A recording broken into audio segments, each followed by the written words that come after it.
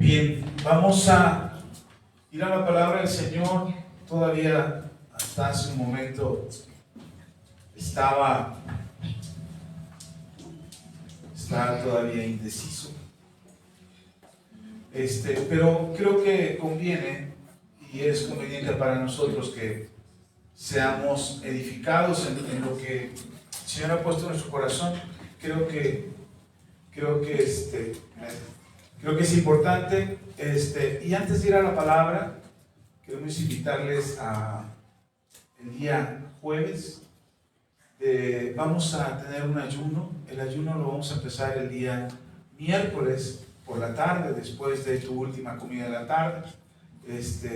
Que sea temprano, que sea como a las 6 de la tarde, para que no te esperes hasta las 10 para hacer tu última comida del día, sino que a las 6 de la tarde estés terminando tu última comida del día y te vayas alistando para ofrecer tu ayuno en oración para el Señor, y podamos ayunar por lo menos 24 horas del miércoles al jueves a las 6 de la tarde. Entonces, que el miércoles por la tarde puedas ofrecer tu ayuno. Vamos a ofrecerlo en oración, vamos a pedirle al Señor que nos ayude, que nos dé fuerzas, que nos dé sabiduría, que nos dé entendimiento. Vamos a orar por las necesidades de la iglesia, vamos a desear por la opresión financiera que hay de pronto entre el cuerpo de Cristo, para que no suceda, para que el cuerpo de Cristo sea libre de cualquier opresión financiera. Y entonces el día miércoles por la tarde, 6 de la tarde, que estés terminando de comer, que estés haciendo tu última comida, ofrezcas tu ayuno al Señor hasta al otro día a las 6 de la tarde. Ahora, para reforzarles, para ayudarles, para fortalecerles, se va a estar orando aquí en la iglesia. Vamos a estar aquí desde las 8 de la mañana, más o menos, desde las 8 de la mañana hasta las 6 de la tarde. Entonces, además de la reunión que se tiene de oración y de enseñanza aquí en la iglesia por la tarde, durante todo el día va a estar abierta la iglesia para quien quiera venir a orar en algún momento del día o todo el día. Aquí estarán orando y aquí estarán ayunando también para fortalecerles a quien lo necesite. Si tienen alguna petición de oración, algo en particular por lo que quieran que oremos, los hermanos que nos ven en línea también, si hay algo en particular por lo que quieran que oremos en ese día, vamos a estarlo haciendo. Es necesario, la iglesia necesita orar, la iglesia necesita ayunar, la iglesia necesita estar en comunión con el Señor. Ustedes y yo necesitamos estar orando a Dios, y tal parece, o a veces pareciera, que porque no les exigimos estar en la oración aquí el domingo, a la hora que empezamos el servicio, tal pareciera que no importa la oración. No, sí importa. Tal pareciera que si no los obligamos a ayunar o orar, no importa. No, sí importa. Y tan es así que tenemos que hacerlo. Así es que si usted quiere involucrarse en oración y estar aquí en la iglesia, va a estar abierta la iglesia a las 8 de la mañana hasta las 6 de la tarde, que termina la reunión de oración y enseñanza aquí con la pastora. Aquí se va a estar orando y ayunando. Si usted necesita ir al trabajo porque no puede faltar, porque tiene que estar en el trabajo, puede hacerlo también con prudencia. Ya les hemos compartido muchas veces un tríptico de cómo ayunar. Si lo necesita, se lo podemos enviar otra vez, y para que usted sepa cómo tenemos o podemos ayunar en ese día. Porque tampoco se trata de solo malpasarnos. Es decir, ay, no comí, ya no cené, no comí, o no desayuné, ya ayuné. No, hay un propósito en el dejar de comer. No es una dieta, no es una malpasada. Hay un propósito, que es que la carne muera, y esa es la razón en que nosotros nos fortalecemos en el espíritu y la carne se debilita, para que nosotros podamos fortalecernos en el Señor. Así es que la invitación está abierta. Si usted me dice, ¿y es obligatorio, pastor? Sí, es obligatorio, pero no es a fuerzas. Así es que para que estén invitados, para que ayunen. Si usted dice, pastor, yo no puedo venir a la iglesia porque tengo que ir a trabajar, bueno, ofrezca su ayuno.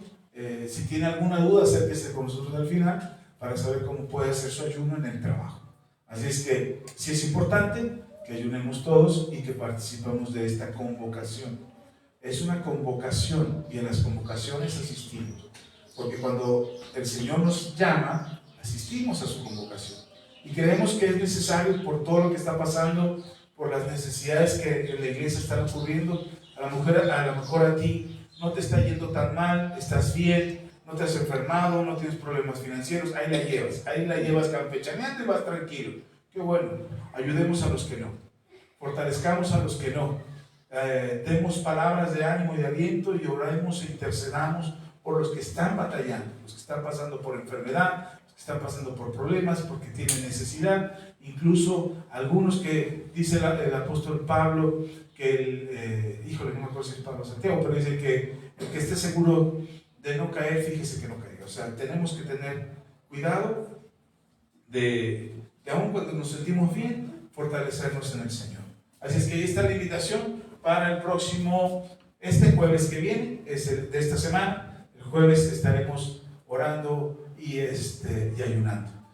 Y a lo mejor, no lo sé, a lo mejor durante el día mandamos algún mensaje, alguna palabra, alguna enseñanza para los que nos ven a la distancia y que no pueden estar aquí en el templo, pero también para que se sigan fortaleciendo, al menos una lectura bíblica, una reflexión bíblica, algo que les anime a perseverar en el Señor. Por lo pronto, están invitados aquí a la iglesia, al templo, a orar. Amén. ¿Quiénes trajeron su manual del camino más excelente? Levante su mano.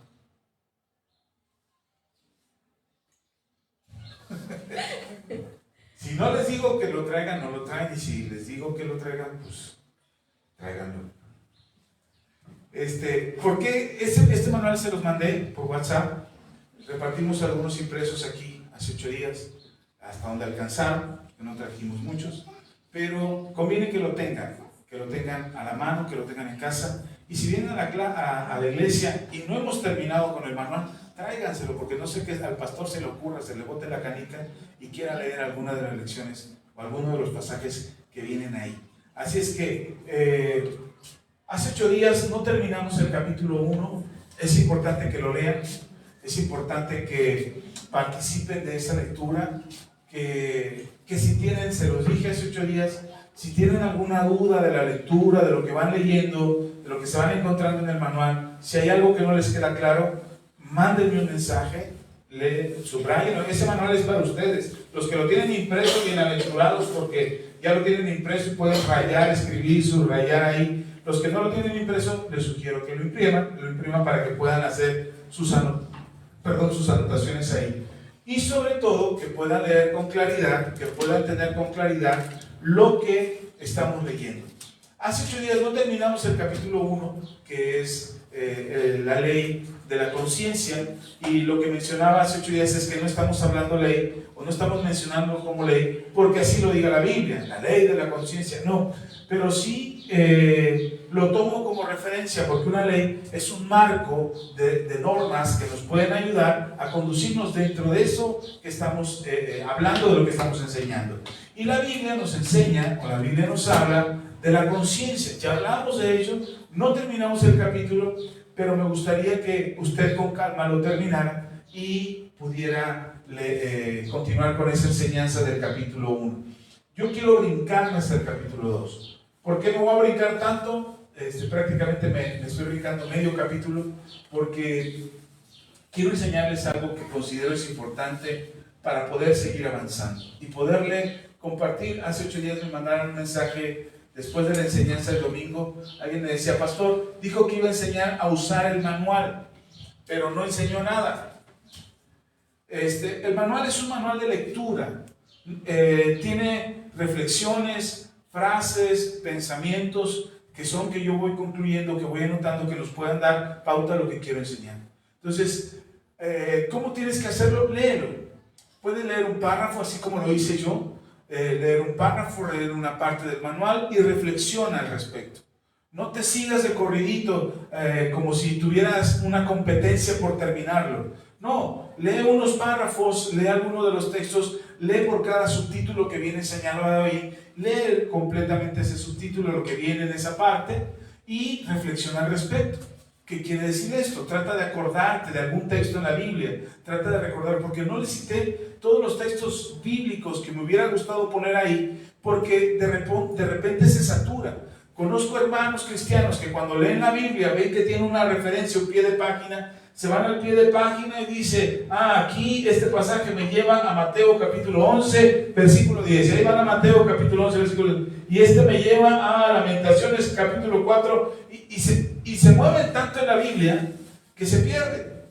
Y de pronto la idea original que tenían que haber captado del versículo de la lectura que estaban haciendo ya no lleva esa secuencia. Entonces, se puede hacer eso de ir de pie en página para encontrar la referencia hasta llegar al origen de por qué se está hablando lo que se dice en el Nuevo Testamento y que tenga referencia con el Antiguo Testamento. ¿Se puede hacer eso? Sí, hermano, puede hacerlo. Es maravilloso viajar en la Biblia y encontrarte que un texto del Nuevo Testamento está referenciado al Antiguo Testamento y tiene un gran significado porque es profético, porque es doctrinal, porque es cuestiones de la ley, en fin.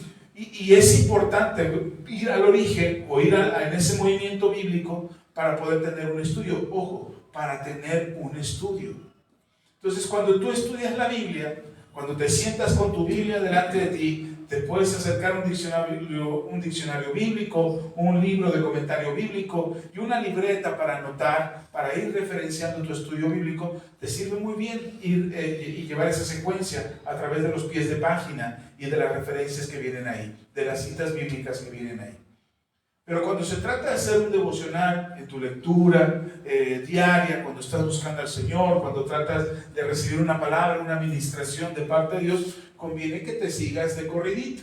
Es decir, que leas un capítulo de corridito, que leas un pasaje de corrido, un libro de corridito, porque de esa manera estás siendo ministrado a través de la palabra que fluye para ti.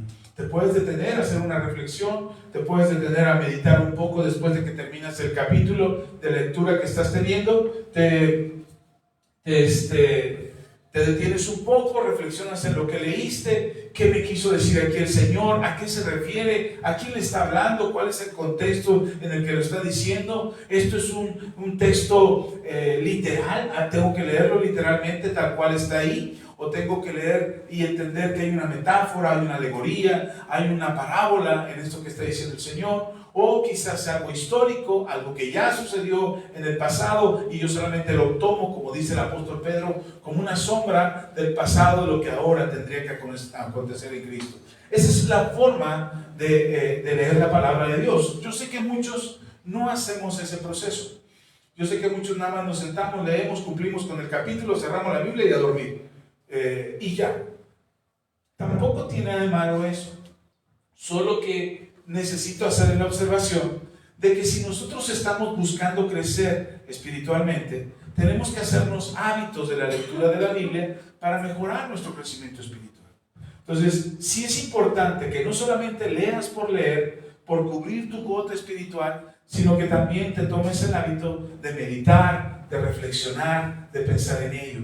Si tú dices, pastor, yo no tengo mucho tiempo para estar sentándome y leer la Biblia y pasarme ahí una hora de lectura y luego otra hora de reflexión y luego otra hora de estudio. No, pastor, yo trabajo desde que me levanto hasta que me acuesto. ¿Ok?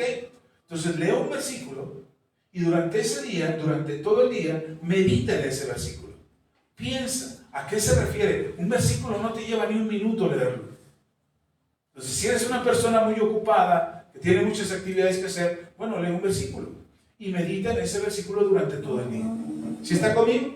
Ok, ahora, ¿cómo leemos este manual? ¿Cómo nos sirve este manual que les hice llegar? Igual, de la misma forma.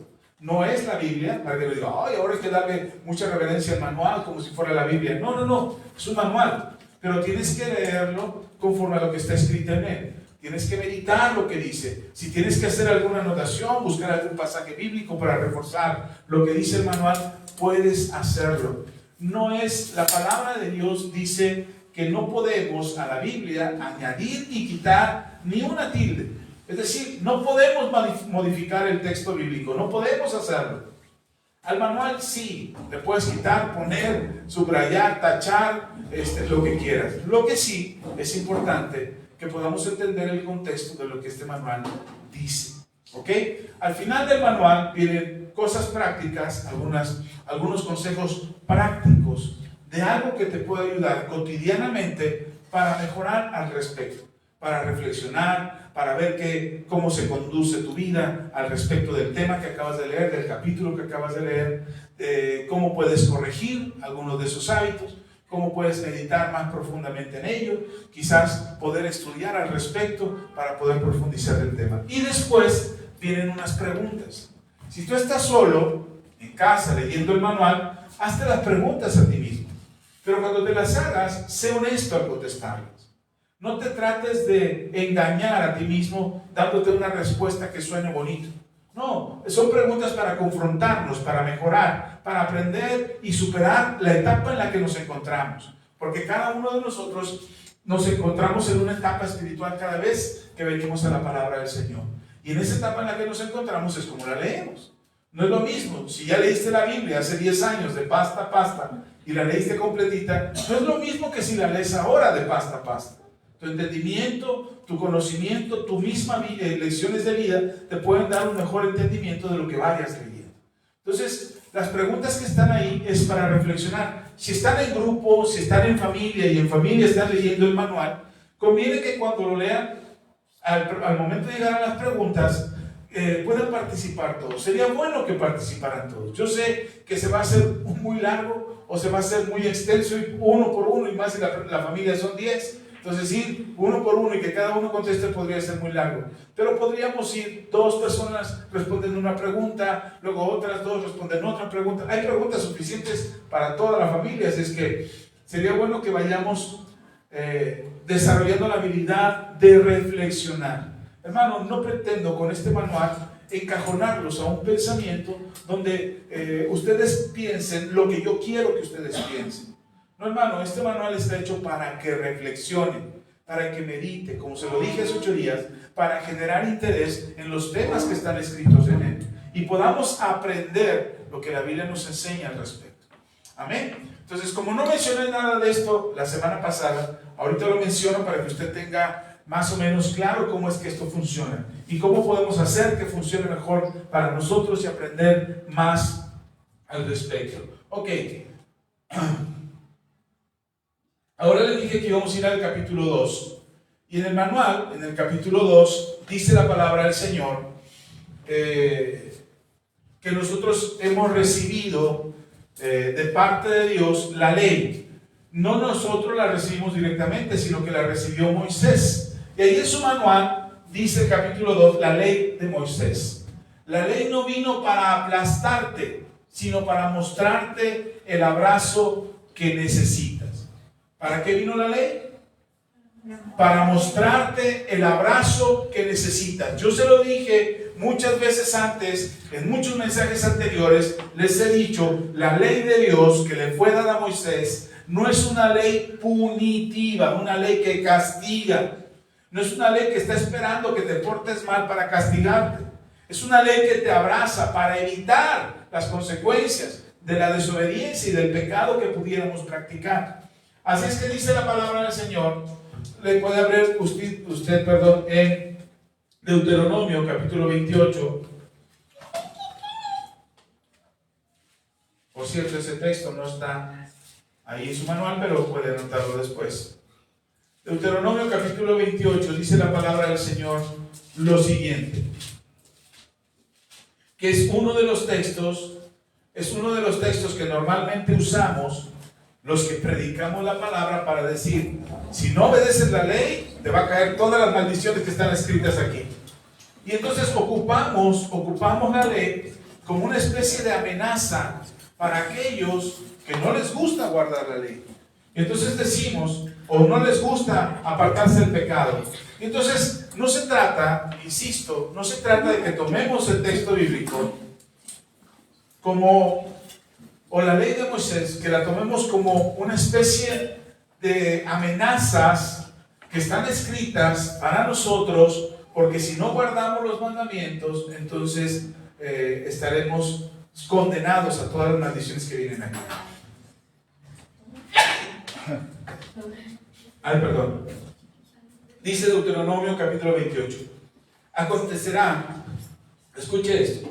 Acontecerá que si oyeres atentamente la voz de Jehová tu Dios para guardar y poner por obra todos sus mandamientos que yo te prescribo hoy, también Jehová tu Dios te exaltará sobre todas las naciones de la tierra, y vendrán sobre ti todas estas bendiciones y te alcanzarán, si oyeres hoy la voz de Jehová tu Dios. Hasta ahí nada más. Y entonces muchas iglesias tomamos este pasaje para decir, hermano, ¿quieres ser bendecido? Guarda la ley de Moisés, la ley de Dios. ¿Quieres que te vaya mal? No obedezcas a la ley de Dios. Y nos vamos hasta el versículo 15, donde dice Moisés, si tú no guardas los mandamientos del Señor, todas estas maldiciones te alcanzarán. Y hermano, leer el capítulo 28 de Deuteronomio da miedo, porque tiene que ver con todas las cosas que sucederán si no guardabas la ley de Dios. Hay que entonces entender qué es la ley de Moisés, por qué Dios establece esta ley y qué efecto tiene para nosotros hoy en día. ¿Sí está conmigo? Ok, vamos, dice su manual en el capítulo 1. Dice, punto número 1, dice, ¿por qué necesitamos algo más que la conciencia? Si usted recuerda, hace 8 días hablamos de la conciencia y cómo nuestra conciencia, la conciencia del ser humano, había caído. Si usted termina de leer el capítulo 1, porque hace 8 días no lo terminamos de leer en su manual, si usted termina de leer el capítulo 1, se van a dar cuenta cómo explico en ese manual la condición de la conciencia y cómo nuestra conciencia fue afectada, pero cómo también la conciencia no es suficiente para acercarnos a Dios. No nos fue suficiente, porque corrompimos la conciencia. Y por el otro lado, hay quienes hacen de la conciencia un ídolo, casi se vuelve Dios. Porque para muchas personas importa lo que ellos creen, no lo que Dios dice. Importa su percepción de la vida y su percepción de las cosas, y no lo que Dios está estableciendo en su palabra, ni lo que Dios nos vino a enseñar por medio de nuestro Señor Jesucristo. Entonces, para muchos, su propia conciencia se vuelve un Dios. Lo que ellos piensan, lo que ellos creen, lo que ellos determinan que está bien y que está mal, es lo que les va a ayudar a vivir, según ellos, en esta vida. Entonces, en este manual que les compartí, si usted termina de leer el capítulo 1, se va a dar cuenta que yo explico que quien piensa, quien cree que su conciencia le es suficiente, lo único que está provocando es alejarse de Dios. Entonces, conviene que lo termine de leer. Ahora, continuando en el capítulo 2, lo que digo en este capítulo es, en el capítulo anterior, vimos que Dios puso dentro de cada ser humano una brújula interna, la conciencia. Ella nos señala el bien y el mal, nos acusa cuando hacemos lo malo y nos defiende cuando hacemos lo bueno. Es un testigo interno que Dios colocó en nuestra naturaleza. Perdón, se me movió aquí. En nuestra naturaleza. Pero también vimos los límites de la conciencia. Está dañada por el pecado, puede endurecerse, puede justificar lo injustificable. ¿Se ha dado cuenta que hay personas que por medio de su conciencia dicen que no creen en Dios? Dicen, no creemos en Dios, Dios no existe. Es suficiente mi conciencia, es suficiente lo que yo determine que es bueno y que es malo. Y muchas de esas personas terminan defendiendo algo que para la mayoría no es correcto, algo que para la mayoría no está bien. Si lo dejáramos solo a nuestra conciencia, no solamente sería un caos nuestra vida y sería un caos nuestras naciones, y no habría ni siquiera un consenso para determinar, es decir, no podríamos ponernos de acuerdo para qué está bien y qué está mal, ni siquiera para hacer nuestras propias leyes civiles. Si la conciencia fuera suficiente, no necesitaríamos una enseñanza, un principio que nos ayude a homologar o a determinar en común acuerdo lo que está bien para todos. Eso se le llama sentido común. El común acuerdo que entre todos impera para hacer lo correcto. Pero de repente hay gente que se pasa un semáforo. Dice, yo me paso el semáforo. ¿Y por qué? Porque puedo, porque soy más inteligente. Bola de mensos todos los que están ahí formados esperando que cambie el rojo en verde. Yo me brinco a la siguiente fila, voy en sentido contrario y me atravieso. Y mientras no le pase nada, pues todo está bien para él. Pero por causa de esa falta de honestidad en su propia conciencia, es que por eso pasan los accidentes. El día de ayer veníamos en carretera y estábamos formados para salir porque estaban arreglando un tramo de la carretera. Y estábamos formados, ya llevábamos un rato formados y íbamos avanzando poco a poquito, pero íbamos avanzando. Y de pronto sale un abusado con un carro último modelo, se sale de la fila y empieza a rebasar el sentido contrario.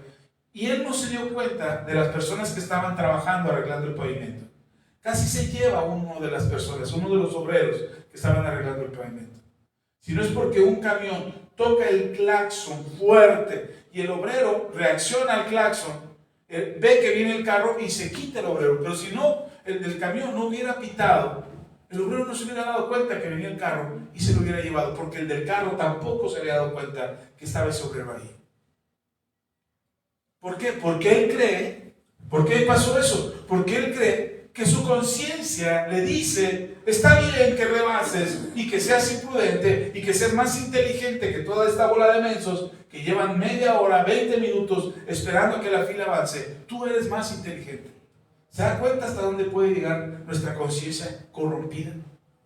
Muchos de los accidentes, muchas de las cosas que pasan son porque creemos o confiamos que nuestra conciencia es suficiente, que no necesitamos nada más. Bueno, el capítulo 1 te explica todo eso. Y lo más importante, la conciencia, sigo leyendo su manual, y lo más importante, la conciencia puede señalarnos el problema, pero no puede resolverlo.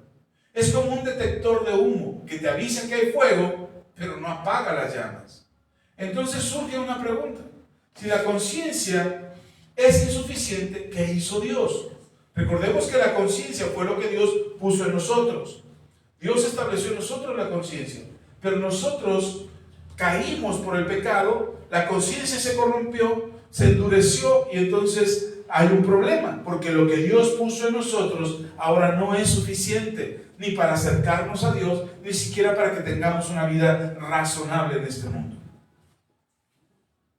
Y entonces, ¿qué hizo Dios? Sigo leyendo. La respuesta es que Dios no nos dejó abandonados en nuestra confusión.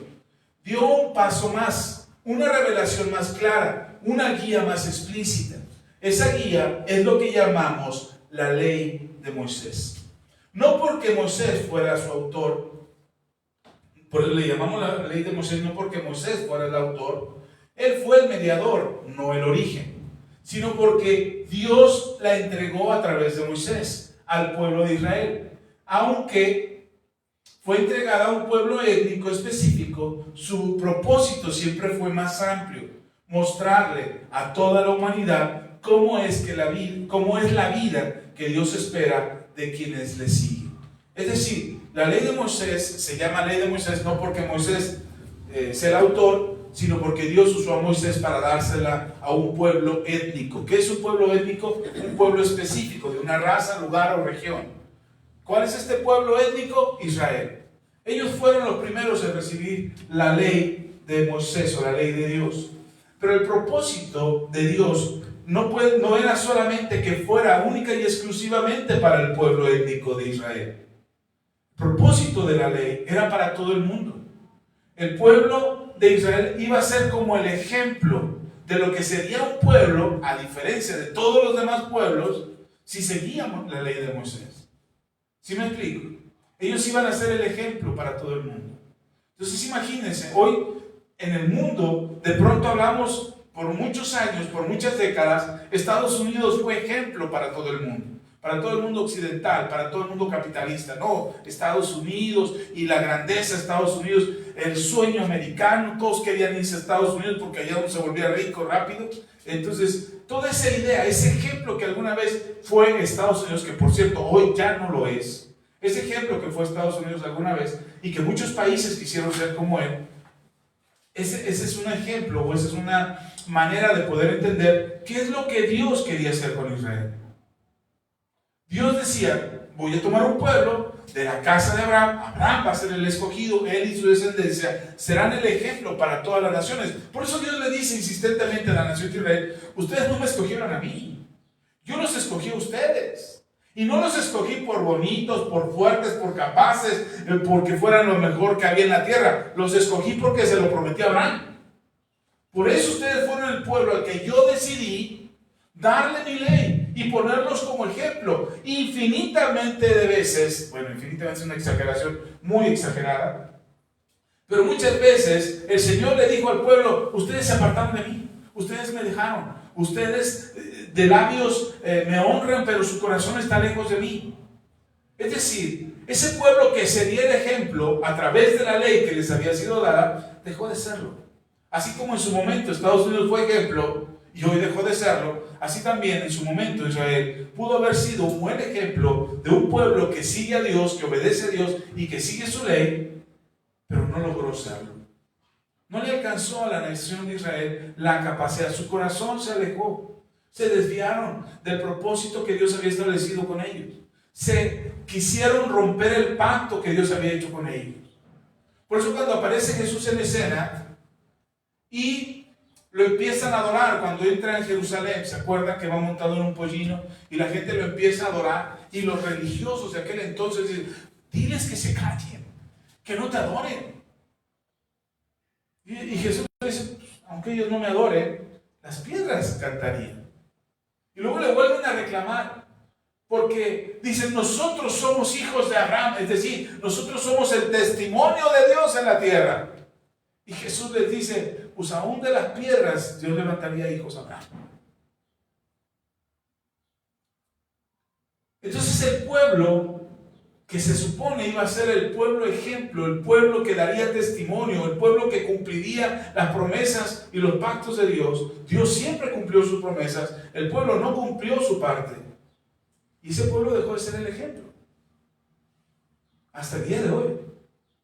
Nosotros no podríamos decir que la nación de Israel étnica, la nación política, el Estado político de Israel es el ejemplo.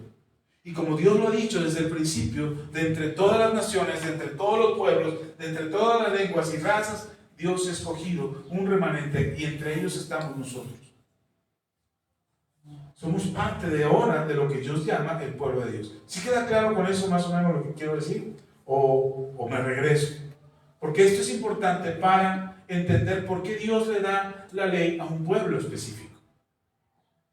Nada más, no es porque fueran los más bonitos de la tierra. Incluso, se los acabo de mencionar, Dios les dice al pueblo: ustedes eran de lo más débil. Ustedes eran de lo más débil, no eran los más fuertes. Y podemos ver que cuando regresan a la tierra prometida, no eran una nación que llevaba años conquistando pueblos. Era una familia grandotota. Es como si tú, tus hijos y los hijos de tus hijos empezaran a multiplicarse como conejos y de repente son un montón. Y ya no cabes en tu casa y quieres ir a otro lugar y cuando llegas no puedes decir somos una nación. No, somos una familia grande. Entonces todos los demás pueblos, cuando los veían a ellos, no los veían meramente como la gran nación de Israel, los veían como los hijos de Abraham, esa gran familia que se fueron poquitos y regresaron un montón, más de 400,000. Y venían de regreso a una tierra que les había sido prometida. Y entonces en ese camino de regreso es cuando Dios les dice: ustedes no pueden ser un pueblo solamente guiados por su conciencia. ¿Y por qué no podían ser un pueblo solamente guiados por su conciencia? Si Dios quería dar ejemplo a través de este pueblo, ¿por qué no podía confiar Dios en la conciencia de ellos? Porque también las conciencias de ellos eran conciencias caídas. Abraham tenía una conciencia caída. Era un hombre temeroso de Dios, era un hombre de fe, pero en el momento que tuvo oportunidad de mentir, mintió. Cuando su pellejo se vio acorralado, cuando tuvo miedo, porque tuvo miedo de que lo fueran a matar a él y a su esposa, él mintió y dijo: no, ella no es mi esposa, es mi hermana. Y no es que no fuera cierto, porque era de la casa de su parentela, eran parientes lejanos, no sé qué tan lejanos fuera, pero no estaba mintiendo tal cual, pero él estaba protegiéndose y a través de lo que decía estaba librando el pellejo, su conciencia estaba caída. Y lo mismo puedo decir de Isaac, y lo mismo puedo decir de Jacob, que eran los patriarcas de Israel, y cada uno de ellos tiene un antecedente de esa conciencia caída. ¿Sí me explico? Entonces, ¿cómo pueden ser ejemplo si el ejemplo que está dentro de ellos o la conciencia que está dentro de ellos es una conciencia que no es suficiente para dar ejemplo? Cuando tus hijos son pequeños, tus hijos te creen todo lo que les dices. Todo. Dichista. Tú le dices, duérmete porque viene el coco. Uy, el niño se duerme porque viene el coco. Pórtate bien y te voy a comprar eso. Aunque no le compres nada, te lo cree. Y si se lo vuelves a prometer, te lo vuelve a creer. El problema es cuando empiezan a crecer y se empiezan a dar cuenta, y te empiezan a conocer y empiezan a mirar como tú eres, las cosas que tú dices, y entonces se empiezan a percatarse de que muchas cosas de las que le prometiste no las cumpliste o no fueron ciertas y ni siquiera tenían la intención de cumplirlas. Y entonces ya no te creen y empiezan a cuestionar todas las palabras que tú dices. ¿Por qué les digo esto? Porque de pronto nosotros quisiéramos que nuestra conciencia sea completamente veraz, es decir, que lo que yo pienso y siento sea suficiente para agradar a los demás y para agradar a Dios. Si me siento triste, yo quisiera que la gente cuando me vea dijera, wow, está triste, comprendámoslo, no le pidamos nada, no le exigimos, no le saquemos plática, está triste, dejémoslo en su tristeza. Pero como no nos creen que estamos tristes, como nuestra cara no es lo suficientemente compungida, no tenemos cara de perro apachurrado en el periférico. Entonces, como no es lo suficientemente triste nuestro aspecto, nuestra apariencia, entonces nos inventamos cosas. Justificamos nuestra tristeza. Tratamos de explicar con palabras lo que estamos sintiendo para que los demás nos crean. Y en muchas ocasiones nos inventamos nosotros mismos historias, creamos historias para poderle decir a los demás lo que estoy sintiendo es verdad. ¿Sí está conmigo? Y eso lo hacemos más de las veces de lo que te lo puedas imaginar. Ok, sigo leyendo su manual. Punto número 2, aquí una breve explicación. ¿Qué es la ley de Moisés? Cuando hablamos de la ley de Moisés, no nos referimos solo a los 10 mandamientos, aunque ellos son el corazón de esa ley. La ley de Moisés incluye, ojo con esto, para que usted lo sepa, la ley de Moisés incluye los mandamientos morales, que son los 10 mandamientos que se resumen cómo vivir de manera justa delante de Dios y de los demás. Cuando usted oye de los 10 mandamientos, no es toda la ley. ¿Sí está conmigo? Entonces, ¿para qué sirven estos 10 mandamientos? Es la ley moral de Dios. La ley moral de Dios aplica para todos. ¿Para quién? Para todos. Aún a los que no creen. Ay, pastor, yo no creo en Dios, no creo en la ley. No importa, es lo mismo, es el mismo principio. Porque dentro de nosotros tenemos claro que matar está mal. Que robar está mal. Decimos, pero ¿cómo? Porque la ley de Moisés, o lo que conocemos como la ley de Moisés, es una expresión escrita de lo que Dios ya había puesto en la conciencia. Pero recuerde, la conciencia cayó por el pecado del ser humano. Entonces la conciencia está corrupta, la conciencia está endurecida, la conciencia ya no escucha la voz de Dios. Entonces Dios dice, tengo que poner claro para todos que no haya un pretexto de lo que ya les había dicho. Y lo que ya nos había dicho era esta ley moral, están estos mandamientos que estaban dentro de nosotros. Ahora, la ley de Moisés no solamente es la ley moral de Dios. Dice, la ley es también las leyes ceremoniales, que son instrucciones sobre sacrificios, ofrendas, pureza ritual, fiestas, el tabernáculo y el templo. Dentro de la ley de Moisés también está la ley ceremonial o la ley litúrgica. Es todo lo que tenía que ver con el templo, con los rituales, con los sacrificios. Por eso tú puedes leer de Levítico y puedes leer Números y ahí está descrito cómo tenían que ser los sacrificios, cuándo eran las fiestas, cómo tenían que celebrarse, cómo debería de ser el tabernáculo de reunión, cómo se tenía que construir el arca del pacto, cómo tenía que fabricarse el altar de bronce y la fuente de bronce, y el altar de bronce y la fuente de bronce. La fuente era para que se lavaran, el altar era para el sacrificio, cómo tenía que ser el lugar santo, cómo tenía que ser el lugar santísimo, la mesa de los panes, cómo tenían que fabricarse los panes. Ahí viene la receta. ¿Quieres un buen pan? Ve la receta de los panes sin levadura. Ahí está. Cómo tenía que ser el aceite para la unción, los aromas, los elementos que tenía que llevar, cuánta porción tenía que tener cada cosa.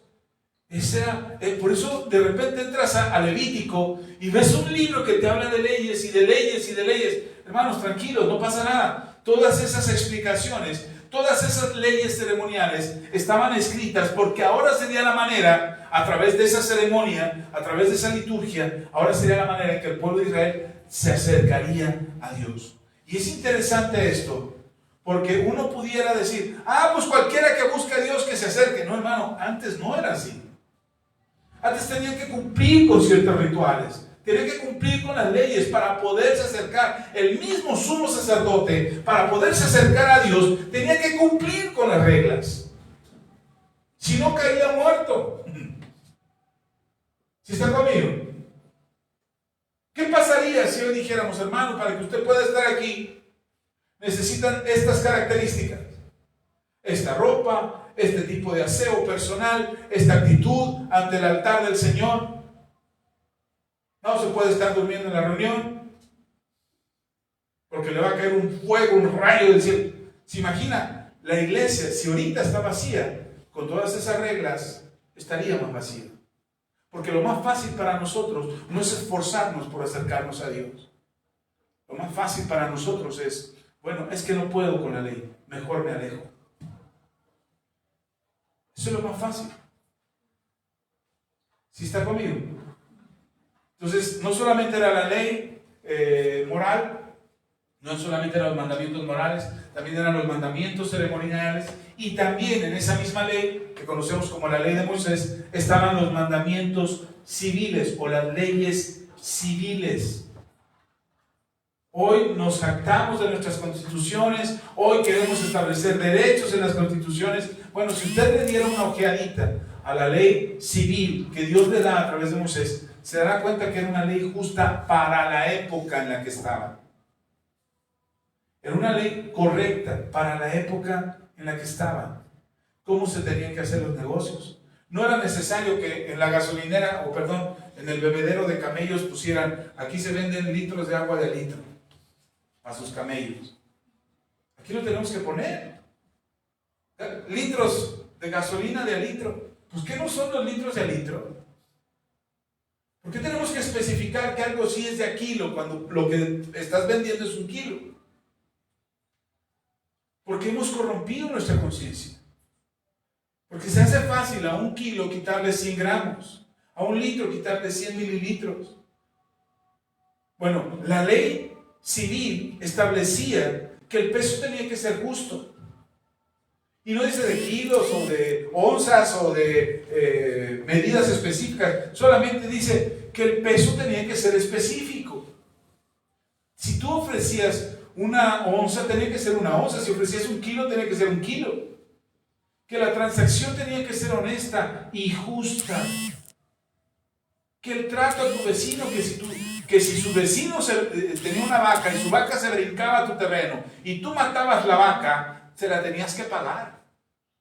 Mire, al límite o al extremo donde estaba establecido en la ley, ojo por ojo, diente por diente. ¿Y por qué tiene ese propósito la ley? ¿Castigar, que se anduvieran matando entre otros? No, el respeto. Saber que lo que siembro cosecho. Eso es ojo por ojo, diente por diente. Lo que yo haga, yo lo voy a recibir. El Señor Jesús más adelante en el Nuevo Testamento lo dice de forma diferente, pero es lo mismo. Le dice, de la manera en que esperes que los demás te traten a ti, tú debes de tratarlos a ellos. Lo que esperes de los demás, tienes que dárselos tú también. Lo que conocemos como la regla de oro que está allí en el Evangelio de Mateo. Entonces había leyes morales, leyes ceremoniales y leyes civiles. Sigo leyendo ahí su manual. Estoy en la página 20. Para el pueblo de Israel, esta ley era su constitución. como una nación. Les decía cómo adorar a Dios, cómo tratarse entre ellos, cómo resolver conflictos, cómo distinguirse de los pueblos vecinos. Pero aquí está lo importante. La ley de Moisés no fue dada para salvar a nadie. Ojo con esto, por favor. La ley de Moisés no fue dada para salvar a nadie. Cuando Dios entrega la ley al pueblo de Israel, ya lo había sacado de Egipto. La liberación vino primero, la ley vino después. Lee con atención las primeras palabras de los 10 mandamientos. Dice la palabra del Señor en Éxodo capítulo 20, versículo 2. Yo soy Jehová tu Dios, que te saqué de la tierra de Egipto, de la casa de servidumbre. ¿Qué es lo que hizo primero Dios? Sacarlos, liberarlos. ¿Y después qué hizo? Después de que lo liberó, después les dio la ley. Significa que la salvación que Dios trajo a la nación de Israel de Egipto no fue a condición de la ley. Por eso cuando leemos y nos asustan o nos ponen bajo condicionamiento de que si no guardas la ley Dios no te va a salvar. No, hermano, desde el principio de los tiempos. Desde Abraham, ojo con esto, desde Abraham todavía no recibía la ley, todavía no existía la ley. Y sin embargo Dios consideró a Abraham para considerar su fe como justicia. ¿Sí está conmigo? Para llamarle justo. Para llamarle el principio de todo un pueblo. Observen algo bien de esto, sigo leyendo. Dios salva a su pueblo, lo saca de Egipto y luego les da la ley. La ley no es el medio para ganarse la salvación. Es la guía para quienes ya han sido salvados. Es como un padre que rescata a su hijo de un peligro y luego le dice, ahora te voy a enseñar cómo vivir para que no vuelvas a caer. Mucha gente piensa, aquí es importante hacer una acotación, mucha gente piensa que la gracia fue después de la ley. Dice su manual, página 20, la gracia antes de la ley. Mucha gente cree que en el Antiguo Testamento las personas se salvaban por cumplir la ley y en el Nuevo Testamento se salvan por la gracia. Eso es un error. Desde el principio la salvación ha sido por gracia. Dios salvó a Israel de Egipto antes de darle la ley. La ley nunca fue un medio de salvación, siempre fue una guía de vida. ¿Sí está conmigo? ¿Sí queda claro esto? Para que usted no se aflija, pastor, es que quebré el 10º mandamiento. Ni me acuerdo cuál es el 10º. Quebré el 10º mandamiento, vengo a confesarme. Mire, le voy a echar agua bendita y le voy a dar una patada y le voy a decir, pues arrepiéntase. Arrepiéntase, hermano. La vida en salvación. Por eso nosotros, ojo con esto, nosotros tenemos que tener mucho cuidado de andar señalando a la gente por el pecado que comete.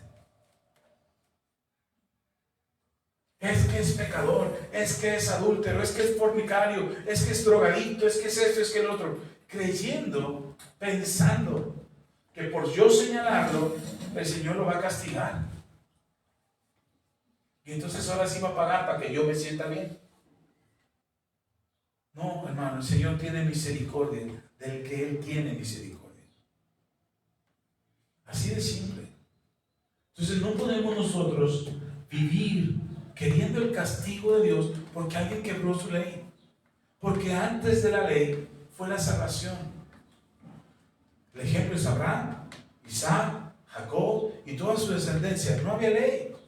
Cuando hubo un tiempo de sequía donde los hijos de Jacob pudieron haber muerto por la sequía, Dios los salvó, llevando a José a Egipto como prisionero para que él fuera el segundo al mando en todo el palacio de Faraón, y cuando hubiera hambre y sequía, la familia de José fuera salvada de la sequía.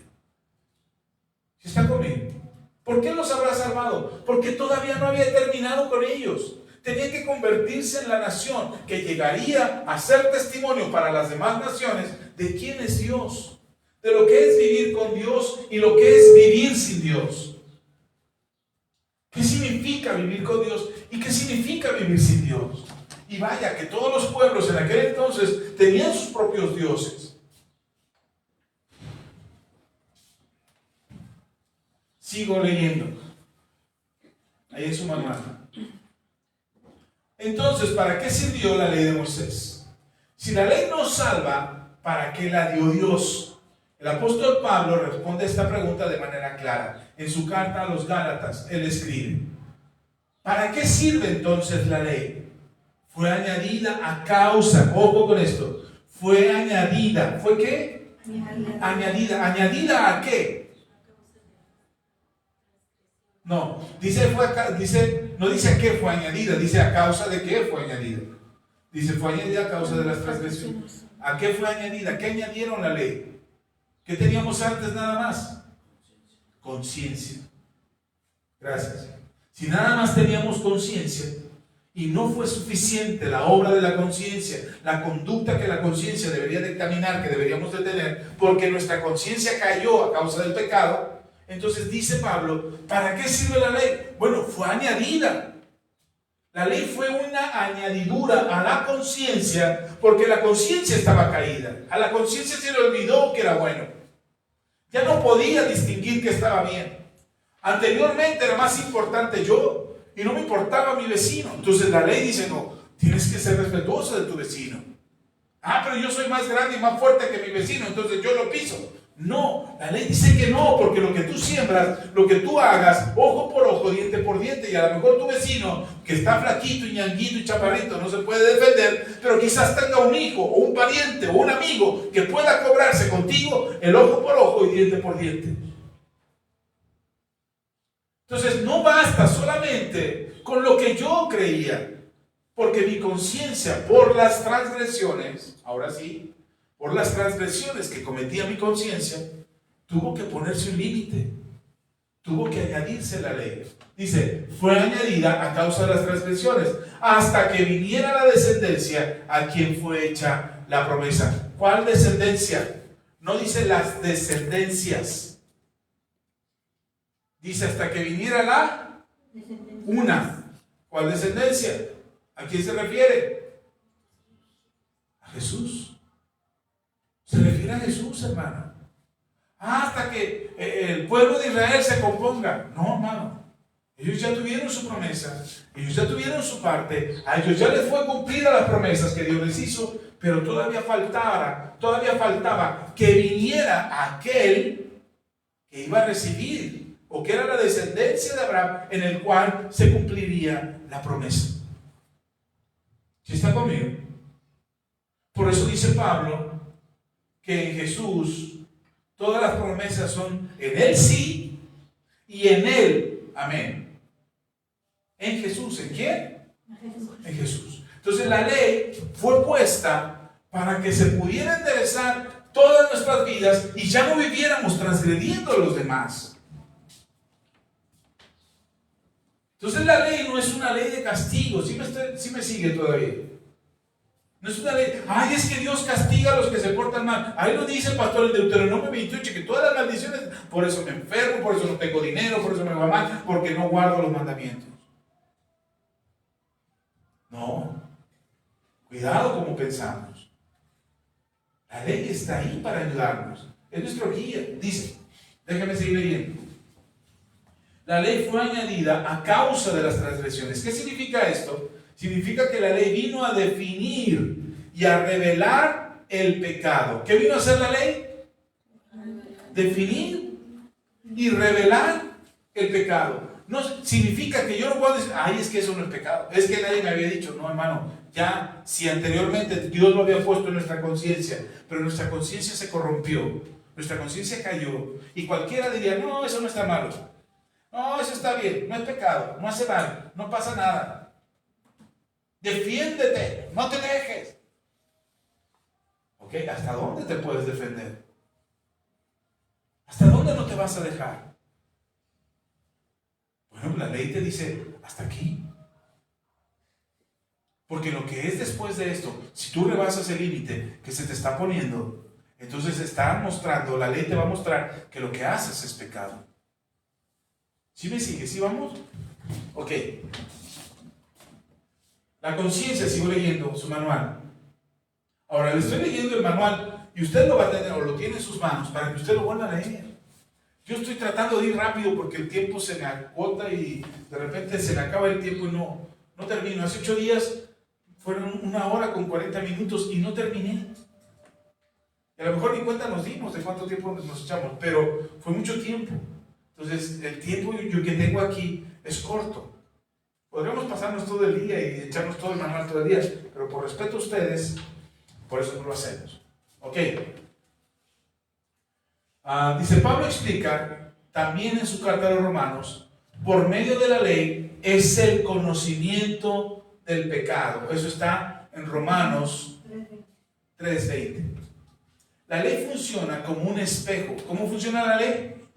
Como un espejo. Cuando te miras en un espejo, ves que tienes el rostro sucio. Pero el espejo no limpia tu cara. ¿Oyó eso? Puedes ver los errores que tienes, pero no va a limpiarlo, no va a corregirlo. Solo te muestra lo que necesitas o que necesitas limpiarte. Sigo leyendo su manual. Así es la ley. Te muestra tu pecado. Te muestra que no estás a la altura del estándar de Dios. Te muestra que necesitas un Salvador. ¿Qué es lo que te muestra la ley? Hermano, ustedes y yo no tenemos por qué tenerle miedo a la ley. Ay, pastor, es que la ley asusta porque si uno no la guarda, cae en pecado y entonces las maldiciones y entonces al rato me jala las patas el diablo. No, nosotros no tenemos que tenerle miedo a la ley. La ley nos va a mostrar, la ley nos va a enseñar lo que estamos haciendo mal. Nos va a mostrar en qué estamos equivocados. ¿Para qué? Para avergonzarnos, es decir, oh, la hermana es pecadora, la hermana es pecadora. ¿Para qué lo está haciendo? Para corregirlo. Si tú te miras en el espejo de tu casa en la mañana que te levantas, te miras en el espejo y te ves un moco aquí colgando y una lagaña en el ojo, y tú dices, ay, se me están poniendo verdes los ojos.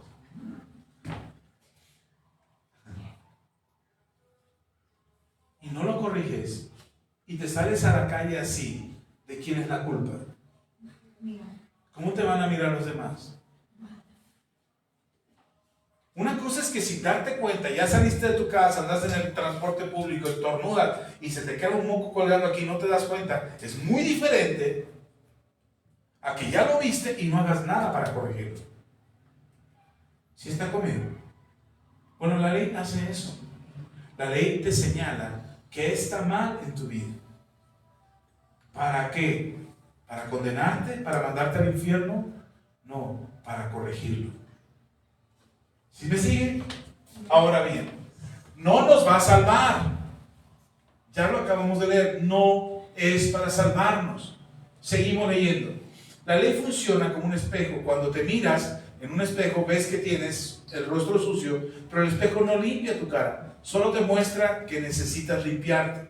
Así es la ley. Te muestra tu pecado, te muestra que no estás a la altura del estándar de Dios, te muestra que necesitas un Salvador.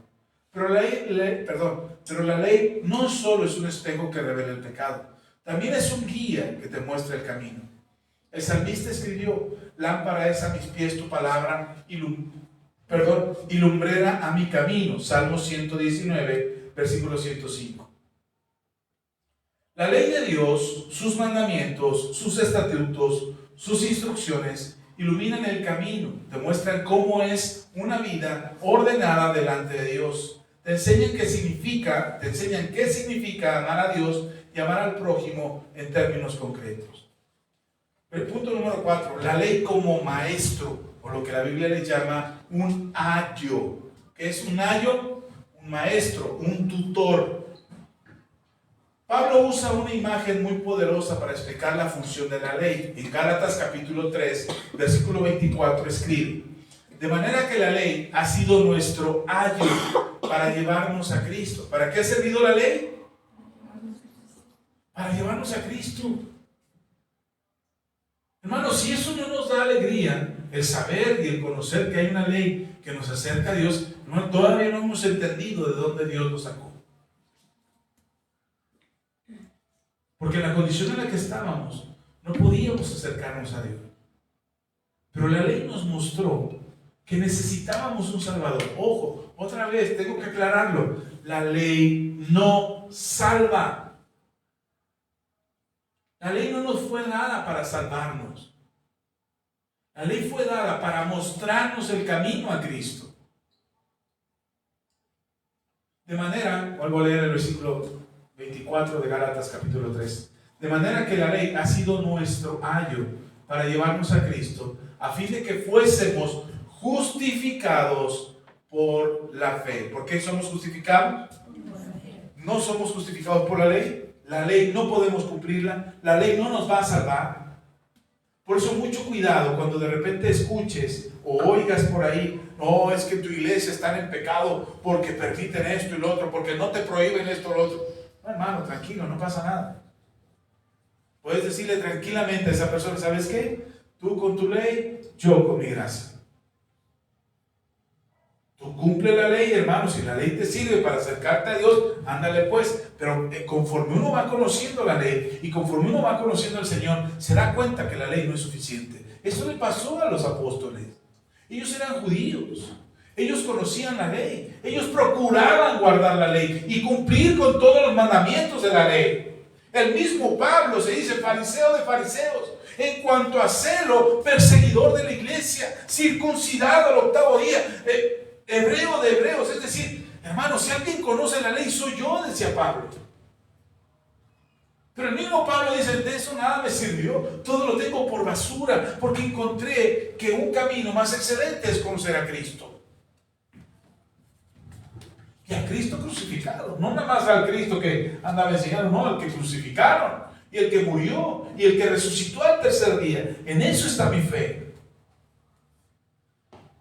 Entonces, cuando de pronto nos encontramos con que alguien nos señala o nos acusa porque no hemos cumplido la ley, porque no estamos de un bando o del otro, porque la ley dice, porque el pueblo de Dios es la nación de Israel actual, y entonces nos encontramos en ese dilema: ¿qué hago? ¿Para dónde me hago? Hermano, usted está en la gracia. La ley le muestra el camino para venir a Cristo. ¿Cuántos están en Cristo? Levanten su mano. Si usted está en Cristo, dele gracias a la ley y ya. Gracias, ley, qué bueno que me trajiste a mi maestro, porque ahora en él estoy en la gracia. Después les explico eso, pero sigamos por lo pronto. Dice, la palabra griega traducida como ayo es paidagogos. En el mundo grecorromano, el ayo no era un maestro que enseñaba materias. Era un esclavo o un tutor encargado de cuidar al niño, llevarlo a la escuela y corregirlo cuando se portaba mal, y asegurarse de que llegara a su destino. ¿De qué se encargaba este tutor? De hacer que el niño llegara a su destino. ¿De qué se encarga la ley en tu vida? De hacer que llegues a tu destino. ¿Cuál es tu destino? Cristo.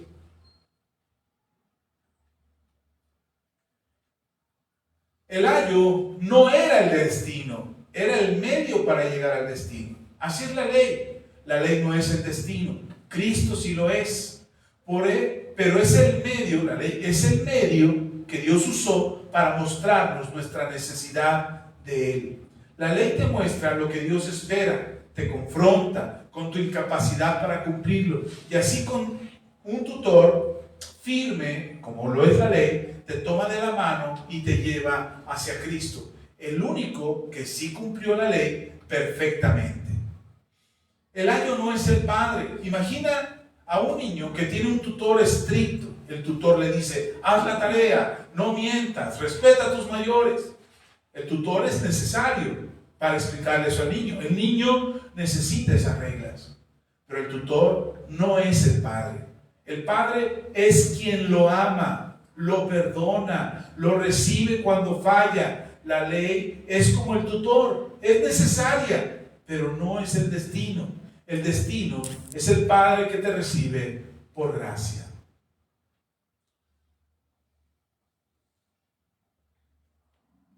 Ok, quiero enseñarle algo más, pero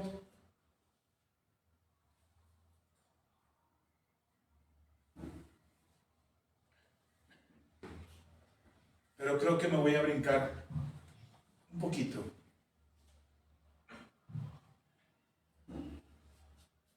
Esto lo puede seguir leyendo, tal cual está ahí.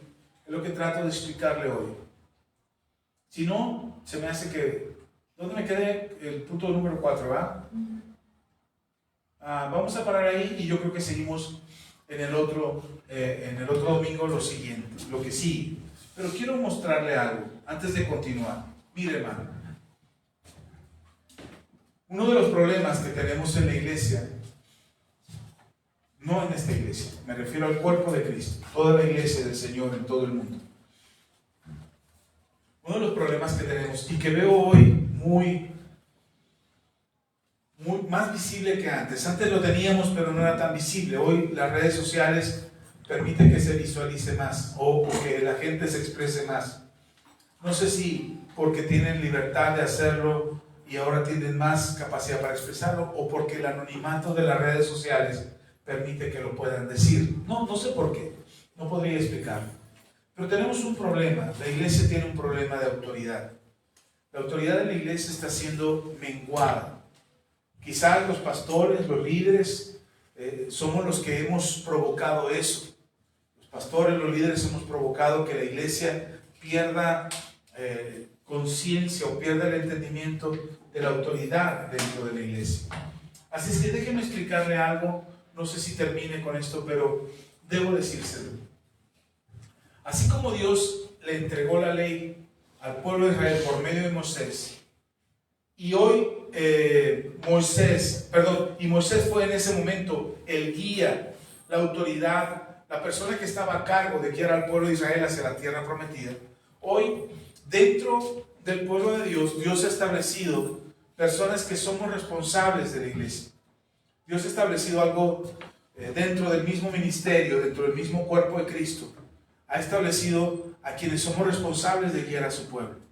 La ley en su momento y Moisés en su momento fueron los guías del pueblo de Israel para llegar a la tierra prometida. Hoy Dios ha establecido dentro de su iglesia, lo puede leer en Efesios capítulo 4, versículo 11.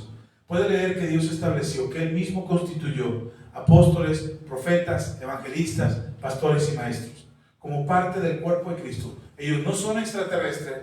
Los pastores, los maestros, los profetas, los evangelistas, no somos extraterrestres ni somos ángeles que bajaron del cielo para guiar al pueblo de Dios. No, somos personas que también han salido del pueblo, que hemos sido equipados de alguna manera y que ahora tenemos la responsabilidad de equipar al pueblo para enseñar, para guiar, para aconsejar, sobre todo para cuidar y para servir.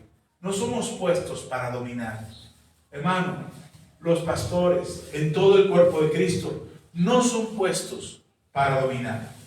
Ningún pastor puesto por Dios, que ha recibido el llamado de Dios, que tiene un llamado al ministerio, una responsabilidad dentro del cuerpo, no fueron llamados para dominar.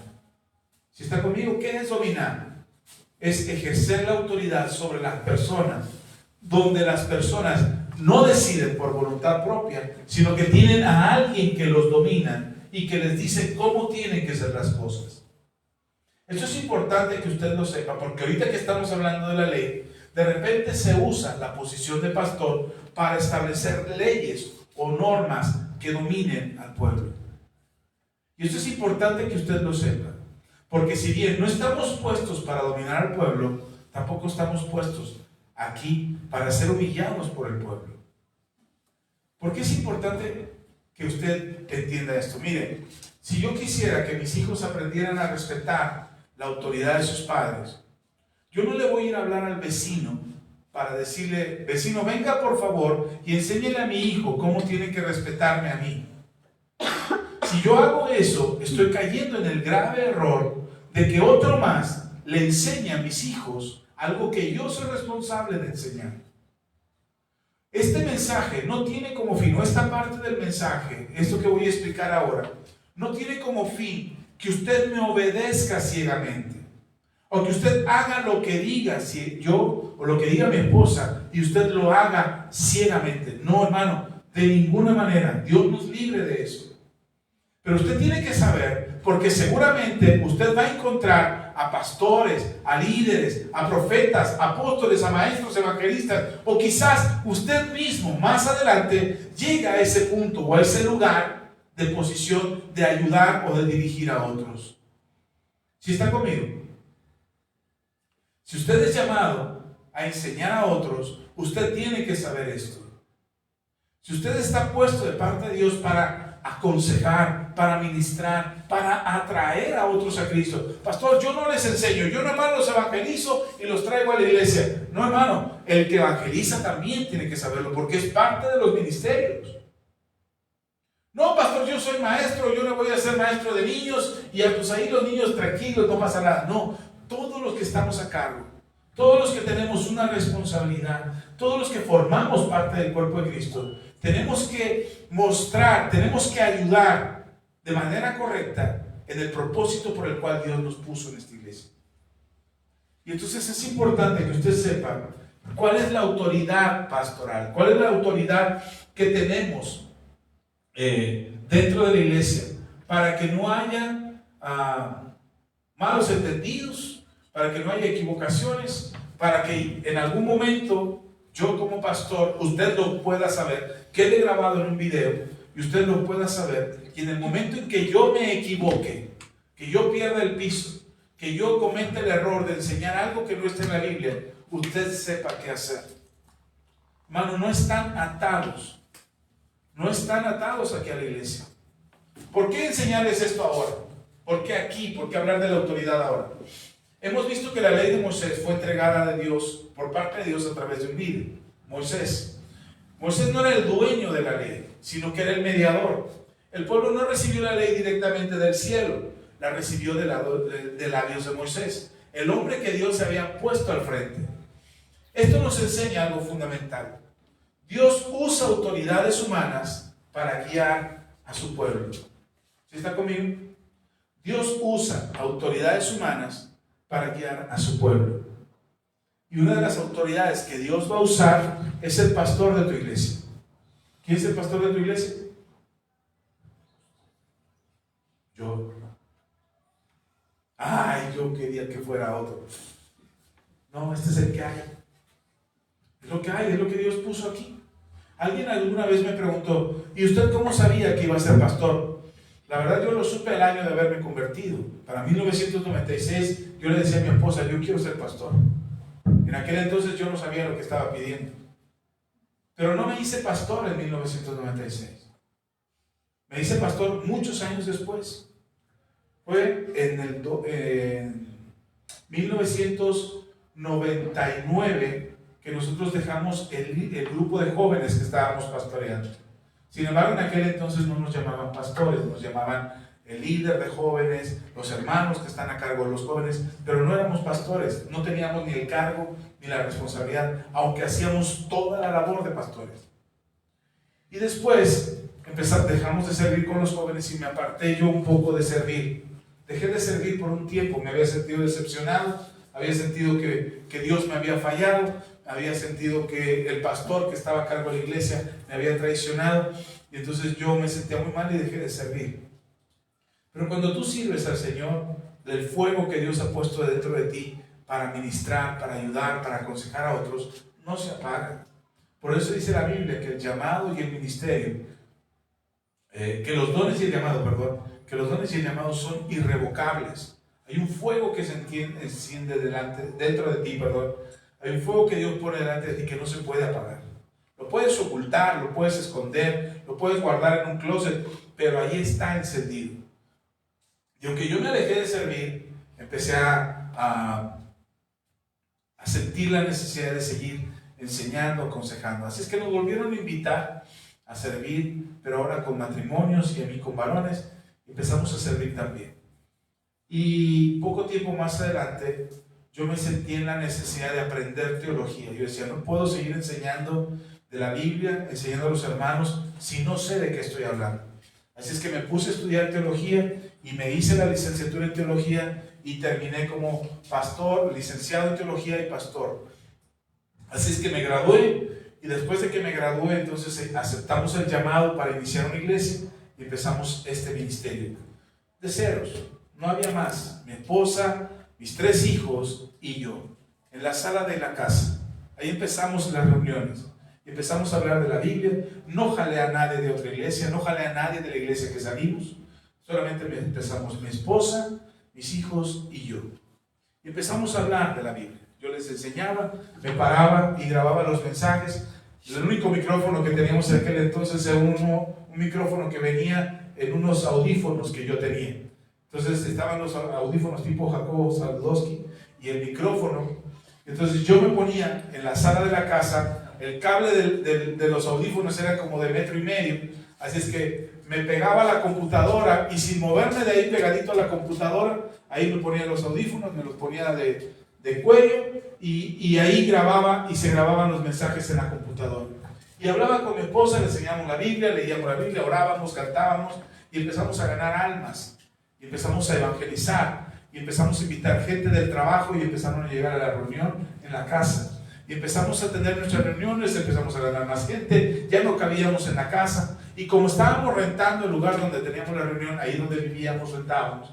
La dueña de la casa se empezó a molestar porque los domingos teníamos la puerta abierta o el portón abierto y entraba y salía gente todo el domingo a la casa y la señora decía, pues estos tienen fiesta cada 8 días. Yo creo que se molestaba que no le invitábamos, pues ya la habíamos invitado. Pero teníamos reunión cada 8 días y la gente entraba y subía y como teníamos la casa en el segundo piso, pues tenían que pasar por el patio de la casa y subir las escaleras y estar con nosotros en la sala. Nos dimos cuenta que ya no cabíamos en la sala y nos fuimos a rentar un lugar. Ahí frente al campo 10, aquí el campo de fútbol que está aquí en la Darío Martínez. Enfrente hay una casa de 2 pisos que tiene una accesoria, ahí todavía existe la casa. Y ahí nos fuimos a rentar. ¿Han oído hablar de la Chiver? A un lado de la casa de ella, ahí estábamos rentando nosotros. Y ahí tuvimos nuestras reuniones. Durante aproximadamente 2 años teníamos las reuniones de los niños, queríamos rentar toda la casa, pero era muy alto el precio, el dueño no era muy accesible, era muy estricto, y llegó el tiempo que el dueño ya no le gustó que la gente entrara y saliera, aunque la casa estaba libre toda la semana, solamente la ocupábamos los martes, los viernes y los domingos. Él no estaba muy de acuerdo, le cuidábamos la casa, yo le podaba el pasto, le cuidaba sus plantitas, en fin. Tenemos cuidado de la casa, pero a él no le gustó y nos pidió la casa. Cuando nos pidió la casa fue de golpe y una hermana nos dijo, pastor, ya nos corrieron de aquí, si quiere mi casa está disponible. Y nos fuimos a la casa de la hermana y ahí estuvimos como por 2 años más o menos. Después la hermana tuvo un problema personal, nos pidió que ya no hiciéramos las reuniones ahí. Y entonces otra hermana nos dijo, ¿por qué no se vienen a mi casa? Y nos fuimos a su casa. Pero en esa ocasión la hermana, yo creo que no estaba muy convencida de eso, lo hizo más por compromiso que por convicción, y nos fuimos a su casa, duramos poco tiempo ahí. La hermana nos mostró un poco de incomodidad, de que ya no nos quería ir, lo entendimos, no nos tenía que decir, lo entendíamos muy bien. Le explico un ejemplo. Estábamos en plena reunión y de repente la hermana empezaba a cocinar, y la cocina estaba prácticamente conectada con la sala.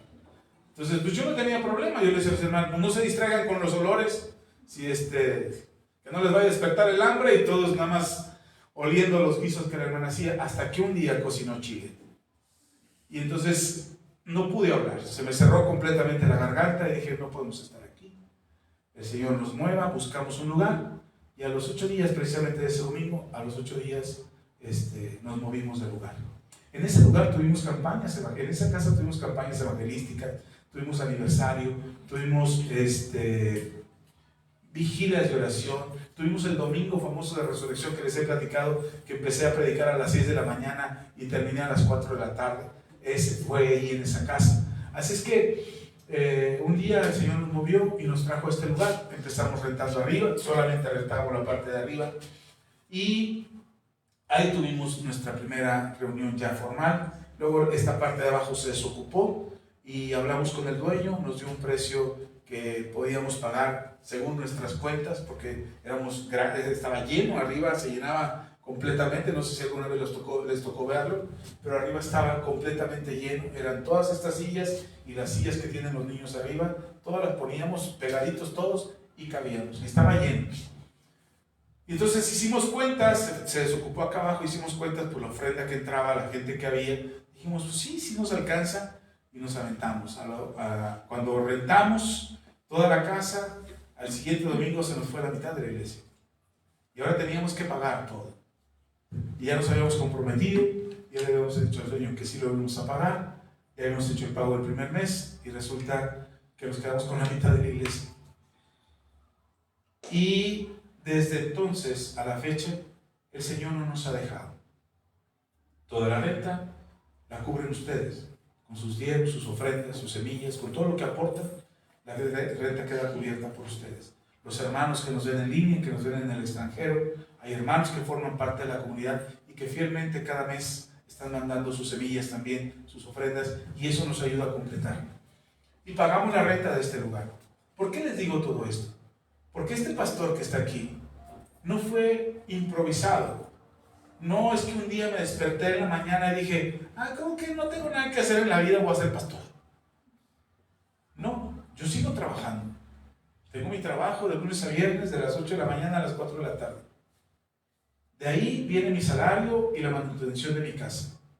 Mi esposa también trabaja, bueno, ya ahorita está en proceso de jubilación, va a recibir su jubilación, pero también trabajando y atendiendo a la casa y atendiendo a los hijos.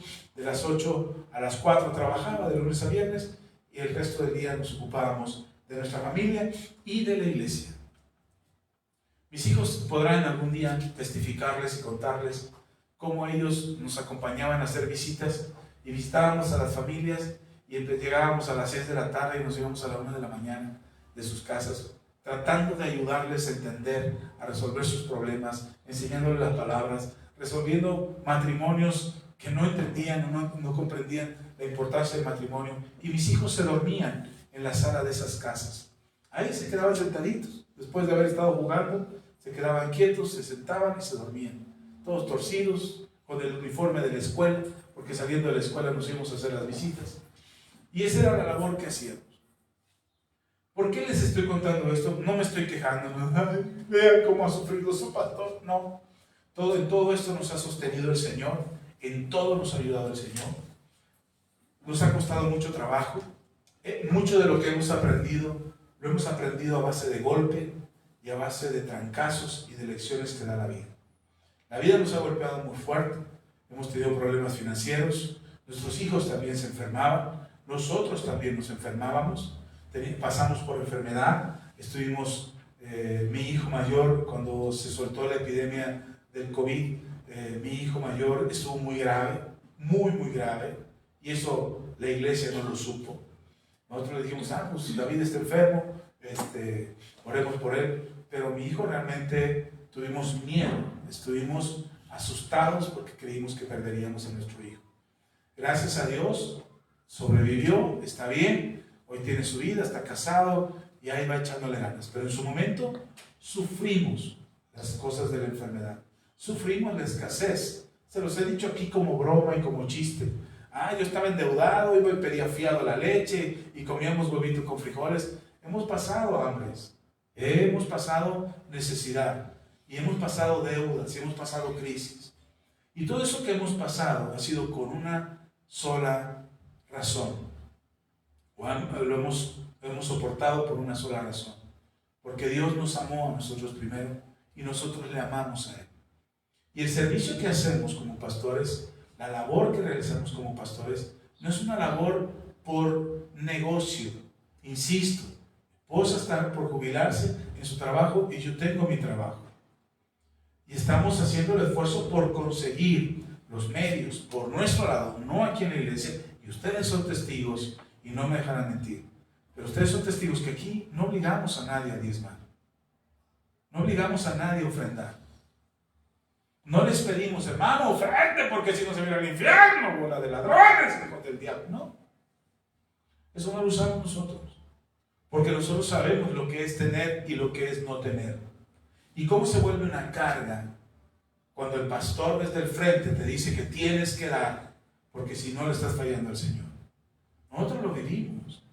Nosotros nos endeudamos por dar a la iglesia. Muchas de las deudas que yo adquirí era porque el pastor en la iglesia decía, hermano, ¿y si cambiamos estos focos? Y yo decía, sí, hermano, yo me subo, claro, pero no me daban para los focos. Yo tenía que comprarlos. Hermano, ¿y si pintamos esta pared? Y decía, sí, claro. Y yo compraba la pintura. Hermano, ¿y si hacemos un escenario para la obra de los niños y que mire y que así? Y yo hacía el escenario, yo lo pagaba. Y muchas de esas deudas yo las adquirí sin que mi esposa se enterara. Porque yo creía que lo que me decían desde el frente era una gran autoridad la que me estaba hablando y yo tenía que hacer todo lo que se me decía. En esta iglesia les hemos enseñado que no es así.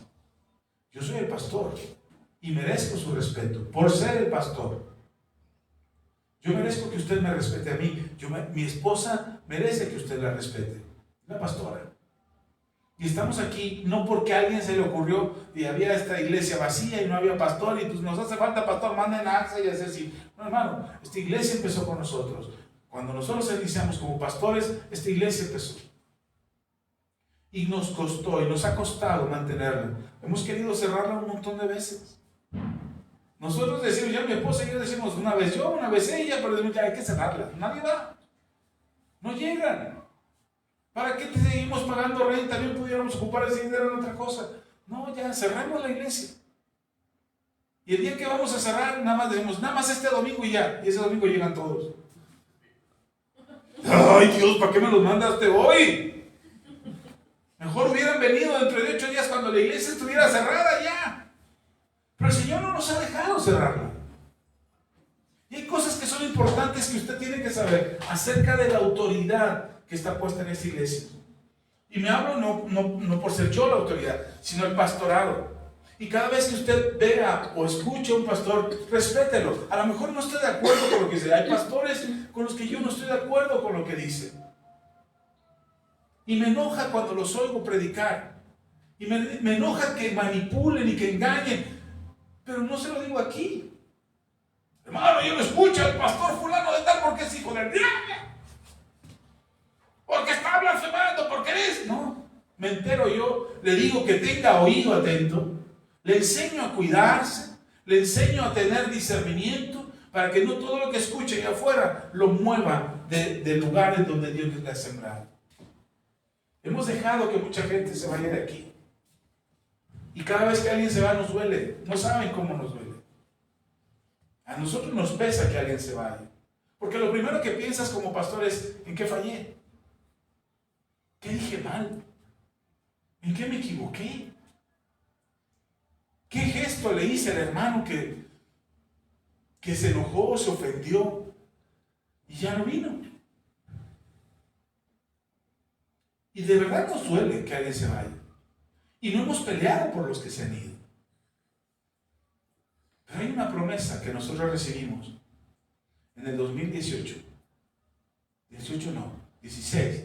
En 2016 hay una promesa que el Señor nos hizo a nosotros, donde nos dijo, tú conoces mucha gente. Así estábamos con un hombre que no conocemos ni sabemos quién es, pero es un hombre de Dios, es un predicador que llegó a una iglesia y que nosotros fuimos a ese congreso y se acercó conmigo y dice, yo no sé quién eres, pero tú conoces mucha gente y le has hablado a mucha gente. Mucha gente conoce a Dios y se ha firmado en Dios por las prédicas y las enseñanzas que tú has dado. Dice, mucha gente ha venido a tu iglesia y se ha ido. Pero el Señor va a traer a todos los que son de tu casa. Desde el 2016. Imagínense, llevo 10 años esperando que los hijos ingratos, desobedientes que se fueron, regresen. Algún día regresarán, no sé si pronto. Pero conozco mucha gente me conoce a mí. De repente me ven en la calle y dicen, hermano, Dios le bendiga. Y yo volteo y digo, ¿quién sabe quién? Lo que ya no veo.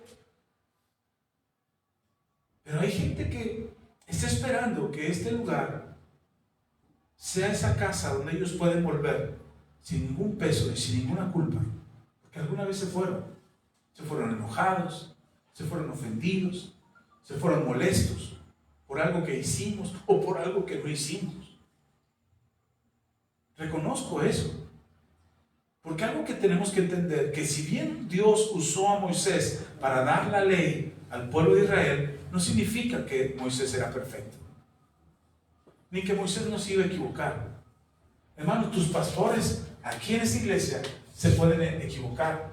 Dios puede usar cualquier autoridad que Él ponga, pero la autoridad que Él pone es para guiar a su pueblo, es para enseñarle. Hay tres cosas que esperaríamos de ustedes.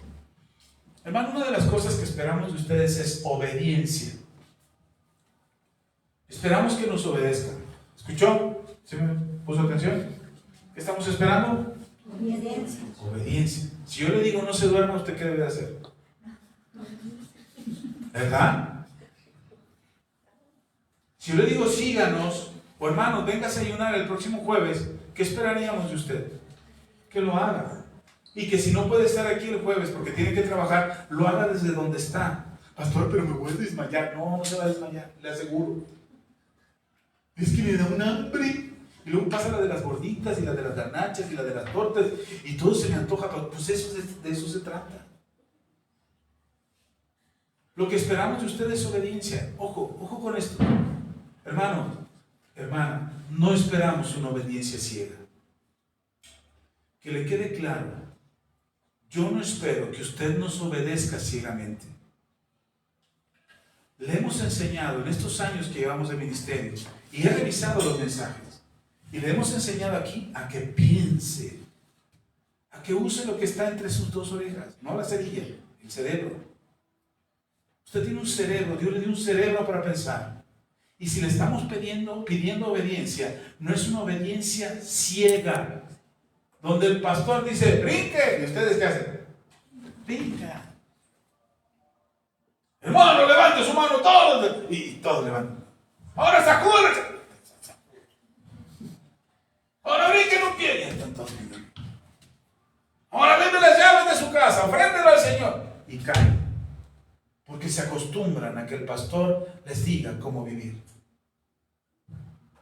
¿Sí está siguiendo?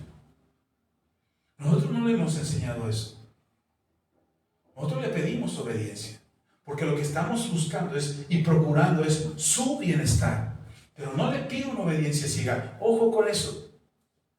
Usted tiene que obedecer lo que yo le enseño. Porque lo que yo le enseño tiene que ir de acuerdo a lo que la palabra de Dios enseña. Si yo le enseño algo que es para mi beneficio personal, que es para mi propio provecho, es para sacar ventaja sobre usted, o va en contra de los principios de la Biblia, hermano, se lo he dicho muchas veces o no, córrale, salga de aquí porque ya se me metió el diablo.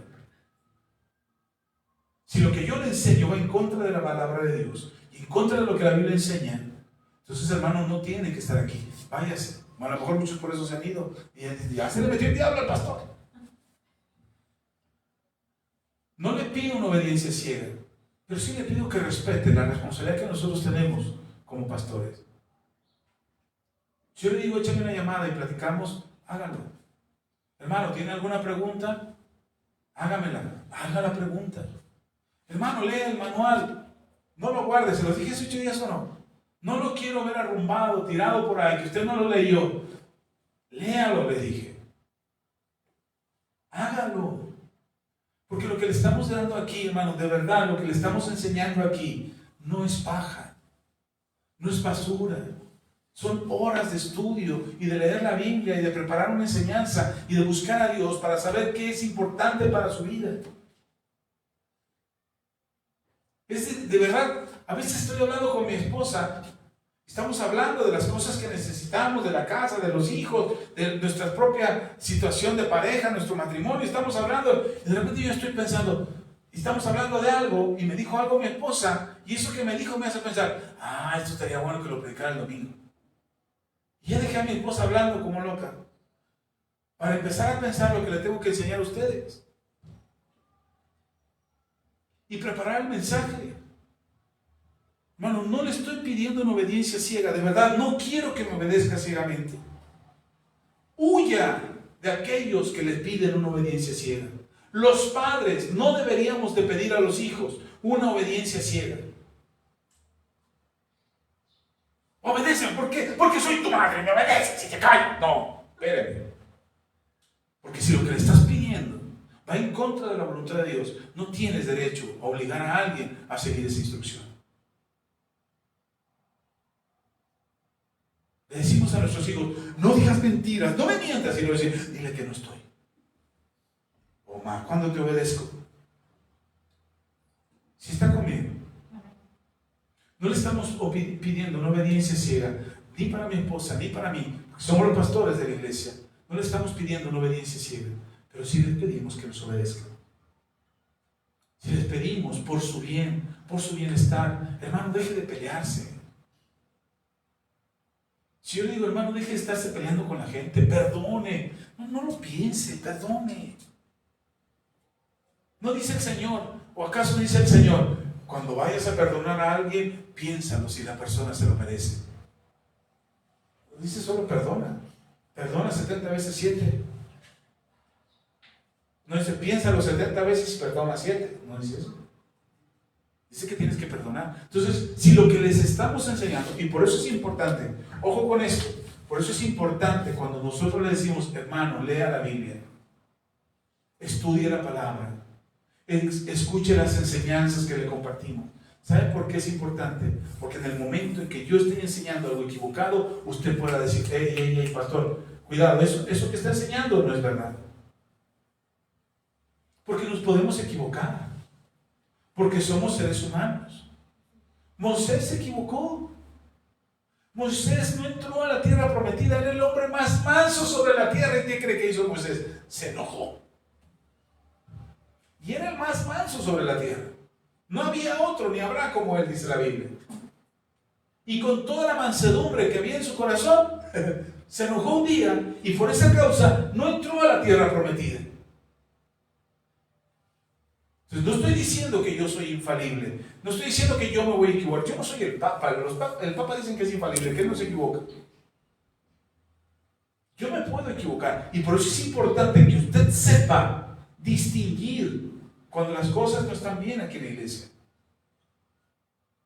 Que usted observa algo, usted ve algo, usted puede acercarse conmigo o con la pastora y decir, hey pastora, yo la obedezco, yo la quiero mucho, yo lo quiero mucho, pastor, pero hay algo que no me cuadra, o hay algo que no entendí. Usted dijo algo en la iglesia que no entendí. Y entonces yo te voy a decir, y tienes que tener la capacidad para aceptar mi corrección. Cuando yo te diga, no, te equivocas, yo no dije eso. Y puedo revisar el video, y puedo revisar el mensaje, y puedo revisar mis notas, y decirte, no, yo no dije eso. Y entonces no te ofendas, ay, el pastor no escucha, no escucha la crítica, está cerrado. No, te estoy diciendo con evidencia que no fue lo que dije, que no fue lo que enseñé. Ahora, si lo que dices es correcto, yo te puedo decir, oh, tienes razón, hermana, me equivoqué, y el siguiente domingo lo corregiré. ¿Sí están conmigo? Porque sí estoy seguro que puedo equivocarme. Yo no soy infalible, me puedo equivocar, puedo fallar. Entonces, si es para usted, es necesario que obedezca lo que enseñamos aquí. Que obedezca no con una fe ciega, pero sí con confianza, porque tampoco puede vivir con la incertidumbre que no voy a pedir algo incorrecto al pastor. ¿Y qué tal que si hoy se le ocurre fallar y hoy decidí confiar en él? No, le pedimos confianza. Le pedimos confianza para que no esté con incertidumbre. No le voy a llevar, hermana, créeme, hermano, créame. Si algo le he pedido al Señor es, Señor, tengo temor en mi corazón, a veces hasta de pedirle. Hermano, yo quiero vender mis libros para tener algo de dinero, porque es trabajo, porque es esfuerzo. Y de repente dice, hermano, ¿cuánto es? No, no es nada, yo lo quiero regalar después. Porque tengo carga. Porque no le puedo pedir a usted cuando usted está en necesidad. Este manual que le di hace 8 días, tiene un costo, es trabajo, son horas, y además el papel y la tinta. Pero no se lo cobré, ¿por qué? Porque no es mi afán lucrar con usted.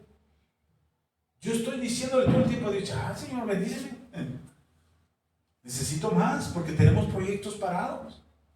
Porque quiero comprar los libros que imprimimos, quiero mandarlos a imprimir y darle un ejemplar a cada hermano. Imprimir los otros 5 que tengo en el tintero para que cada hermano tengan 10 libros. A lo mejor no tienen libros en la casa, pero 10 míos sí tienen. Y que los lean una y otra vez. O los regalen. ¿Sí está conmigo? Entonces no vamos a hacer algo para perjudicarlo. Entonces confíe en nosotros. Confíe en que, está con nosotros, que Dios está con nosotros. Porque tampoco lo que digo desde aquí, que es uno de los graves errores que cometemos los pastores, es ocupar el púlpito para aventar pedradas. A veces yo los pongo como ejemplo. ¿Se han dado cuenta que los pongo como ejemplo? Porque yo me doy cuenta que usted se da cuenta. Nada más cuando se agacha, se encogía. Están hablando de mí. Yo no digo el nombre, porque no pretendo avergonzarlo.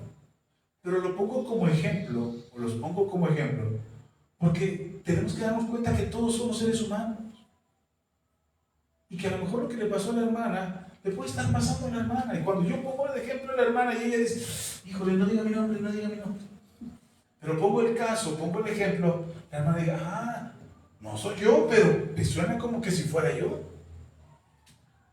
Entonces no vamos a hacer algo por perjudicarlo. Venimos tan dañados del mundo, venimos tan dañados de allá afuera, nos han hecho tanto daño que cuando venimos a la iglesia creemos que alguien más nos va a hacer daño. ¿Sí está conmigo? Y qué mejor que el pastor o la pastora. Seguramente lo está diciendo por mí. Ya salió el peine. Este mensaje lo está diciendo por mí. No, hermano, no hay doble intención en lo que hacemos. Queremos edificarles, que tengan una vida libre, digna en el Señor, que puedan vivir con libertad, pero no vamos a manipular. No voy a usar la Biblia, no voy a usar la enseñanza para manipularle a usted y que usted haga lo que yo digo. Ciegamente. ¿Se está comiendo? ¿Ok? Otra cosa que le pido. Otros estamos sujetos a la palabra. Si el día que yo empiece a enseñar cosas raras, que no tienen que ver con la Biblia, dígamelo, pastor, eso no tiene que ver con la Biblia. Y yo le voy a demostrar con la Biblia si sí o si no. ¿Sí está conmigo? Por eso es importante que lea la Biblia. Léala. Para que no se lo terapee su pastor. Para que no le cuente el pastor. Que hay un fundamento en la enseñanza que tiene que ver con usted. Que es el mensaje que Dios quiere darle, que tiene que ver con Cristo. Y no lo contrario, no es al revés. Es una obediencia, lo que le pedimos es una obediencia de confianza, filial, no ciega, no servil. ¿A alguien le he pedido a usted, a alguno de ustedes les he pedido que me sirva a mí? Honestamente, haz esto por mí. Límpiame los zapatos, tráeme agua. ¿Les he pedido? No, a nadie. Incluso se acuerdan de algún tiempo cuando me traían botellas de agua. Y les dije, no hermanos, ya no traigan. Por favor, no hagan eso. ¿Se acuerdan de eso? Bueno, pues ahora me arrepiento, traigo la boca bien seca. Necesito agua. Ahora no voy a venir dentro de 8 días con su botellita de agua. No. Pero nosotros no le pedimos a ustedes que nos sirvan. Pero no está mal que ustedes sirvan. Pero no solamente a mí. No solamente que la hermana quiera servirme a mí, o el hermano quiera servirme a mí, y diga, yo le sirvo al pastor, y le traje su jugote o su cafezote, y le traje esto, y le traje el otro, y le arreglé su carro. No. Porque si lo puedes hacer conmigo, puedes hacerlo con el que está al lado tuyo. No necesitas hacerlo conmigo para que Dios valore lo que tú haces. Puedes hacerlo con el que está al lado. Si tú me das una ofrenda a mí y dices, pastor, mire, le traigo esta ofrenda, qué bueno. Pero créanme, así como me lo dan, va a pasar por esta mano, lo voy a recibir en la otra y se lo voy a dar a alguien más. Y lo he hecho así siempre. Porque no estamos buscando sacar ventaja de ustedes. Queremos ayudar a otros. A eso sí hemos sido puestos, a servir. ¿Está conmigo? Otra cosa que le pedimos, y ya estoy terminando. Otra cosa que le pedimos es respeto. El respeto a la autoridad pastoral no es opcional. O sea, si usted piensa que el respeto es, que el pastor es cualquier persona, sí es cualquier persona. Pero es una persona que merece respeto. como cualquiera en la iglesia. Los hermanos en la congregación nos tratamos con respeto. Y al pastor también, o a la pastora también nos tratamos con respeto. Les amamos en el Señor. Es una autoridad puesta por Dios. En el libro de Romanos, capítulo 13, dice la palabra del Señor: toda autoridad es puesta por Dios. Toda autoridad es puesta por Dios. ¿Sí está conmigo? La presidenta del país es puesta por Dios. El presidente de tal país es puesto por Dios. El otro país es puesto por Dios. Dios permite, no porque sean teocracias, es decir, no es porque consultaron a Dios, le preguntaron quién iba a ser el presidente y Dios respondió: quiero a fulano. No. Sino porque Dios permite que los presidentes lleguen. Pero los pueblos eligen. Para eso los pueblos que tienen democracia eligen. Y los que no tienen democracia también eligen.